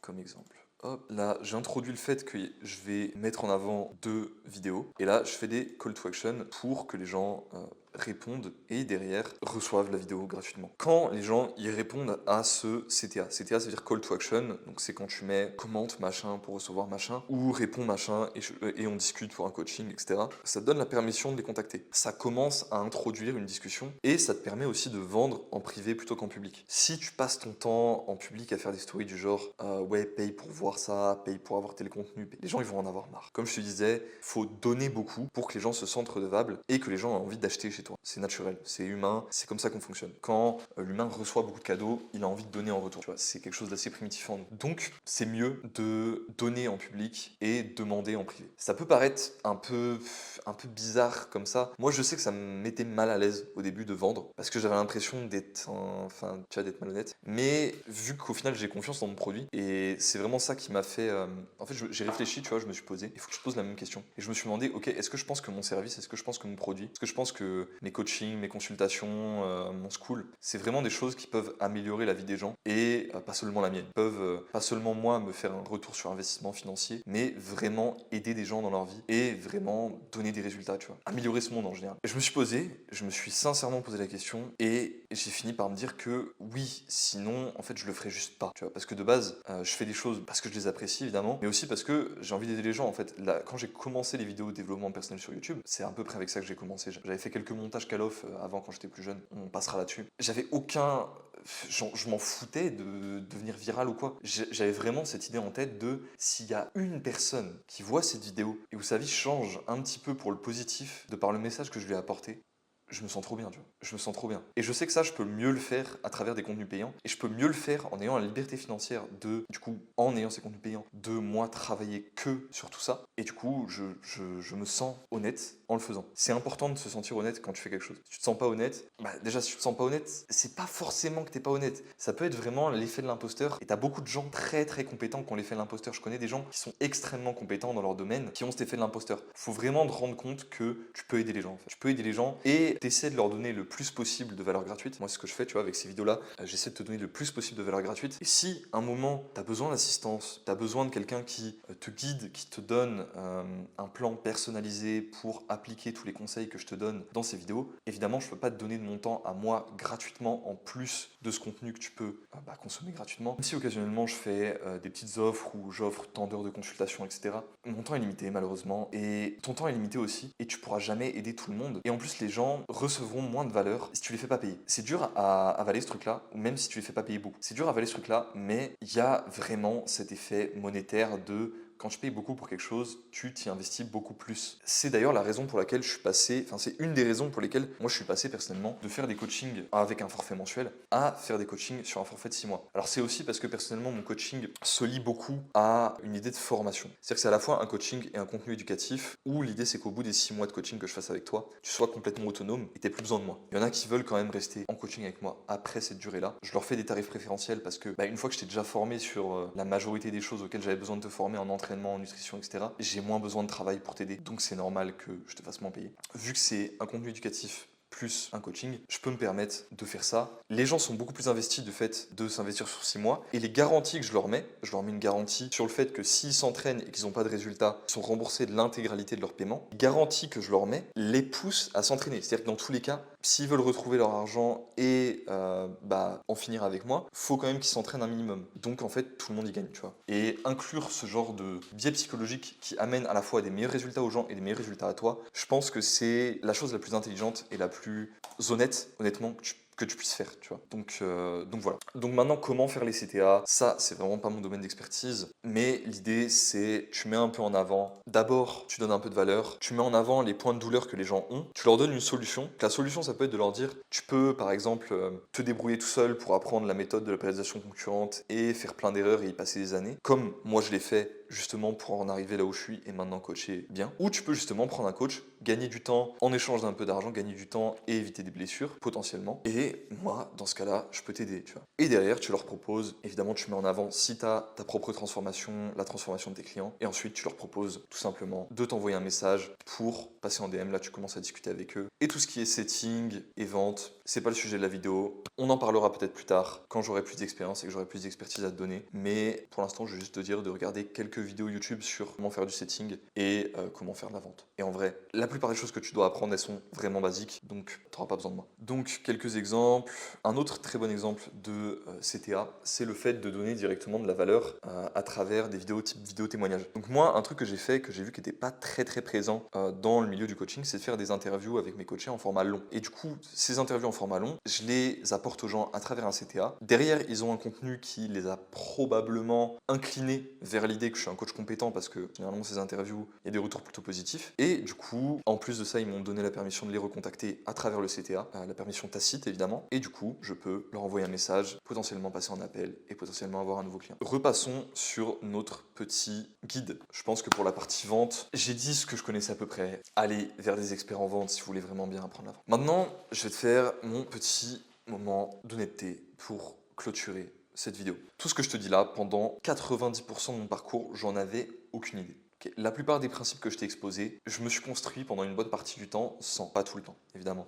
Progressivement, je les ai accumulés, ces différents principes. Ce qui m'a permis de découvrir tout ça, de base, c'est le fait que j'ai commencé, peu importe à quel point j'avais aucune idée de ce que je faisais. C'est le fait que j'ai commencé et que j'ai continué jusqu'à ce que ça marche. Donc le fait d'être persistant, d'être persévérant, même si tu le fais pas très intelligemment, comme honnêtement ça a été mon cas pendant un certain temps, ça paye. Déjà, garde espoir, garde courage. Et si tu as besoin des fois d'avoir des phases où tu te concentres moins sur le contenu, mais que tu maintiens quand même ta régularité sur le fait par exemple de poster un réel par jour, de poster une vidéo YouTube par semaine, pour réussir à le faire sur du long terme, fais comme ça. Si tu as besoin de prendre une pause d'une semaine pour réussir à le faire sur le long terme, fais comme ça aussi. Faut comprendre que c'est avant tout un jeu de régularité. C'est comme la muscu. J'ai pas envie de dire c'est un marathon, c'est pas un sprint, parce que cette expression, je suis pas très fan. Mais est-ce que les sprints, c'est cool aussi? Les sprints, ça augmente ta capacité max, tu vois. Les sprints, c'est stylé en vrai. Même les sprints de taf comme ça, les sprints sur 30 jours de taf, c'est incroyable. Donc je vais pas te dire de pas faire de sprint, tu vois. Fais des sprints, mais reste tout le temps en activité légère. J'ai envie de te dire, faut que tu sprintes et que tu marches. Faut que tu sprintes et que tu marches. Faut que tu fasses des sprints et faut que tu aies des périodes où tu avances quand même, mais tu avances à un rythme qui ne fatigue pas ton corps, qui lui permet de se réparer en même temps. Voilà. Donc, j'avais aucune idée de ce que je faisais. Honnêtement, je pense pas non plus être le plus intelligent en termes de création de contenu. Hormozy, Alex Hormozy, preneur de génie, je l'ai déjà présenté comme ça, définit l'intelligence par le nombre d'itérations qu'il te faut pour atteindre un résultat. Personnellement, en termes de marketing, de vente et de contenu, surtout de marketing et de vente honnêtement, j'ai besoin de beaucoup d'itérations. J'ai eu besoin de moins d'itérations sur d'autres domaines, mais comme de base j'aimais pas le marketing et la vente, ça m'a demandé plus d'efforts, ça m'a demandé plus d'itérations pour arriver à quelque chose de potable. Par contre, ce qui a fait que je m'en sors quand même malgré ça, c'est le fait que j'itère beaucoup. En fait, juste, je fais beaucoup de volume. Et quand tu fais beaucoup de volume, bah, t'as beau de base pas aimer un truc ou de base pas être très bon à un truc, même pas progresser très bien sur un truc, bah, si t'en fais beaucoup, tu vas finir par atteindre des très bons résultats. Si t'en fais beaucoup, tu vas finir par atteindre des très bons résultats. Simple loi de probabilité et de mathématiques. Ok, voilà tout pour aujourd'hui les gars. J'espère que vous aurez passé un bon moment avec moi, j'espère que vous aurez tiré de la value de cette vidéo. Avant de finir, j'ai envie de vous rappeler que tout ça c'est juste ma maigre expérience les gars. J'ai une toute petite personal brand. Cette vidéo elle s'appelle comment j'ai créé une micro personal brand et échapper le salariat. Le but c'est pas d'être un youtubeur à des millions. Peut-être que ce sera d'être un youtubeur à des millions un jour, mais quand j'aurai la compétence et quand j'aurai la preuve pour te conseiller là-dessus, bah, je le ferai. Pour l'instant, j'ai pas la preuve, donc ça aurait pas de sens de le faire. Et voilà tout. Je vais te mettre quelques recommandations de bouquins qui vont bien avec cette vidéo. Je vais te recommander en particulier les 2 premiers bouquins de Hormozy d'un point de vue business. Et j'avoue que sur la création de contenu, je connais pas trop de bouquins.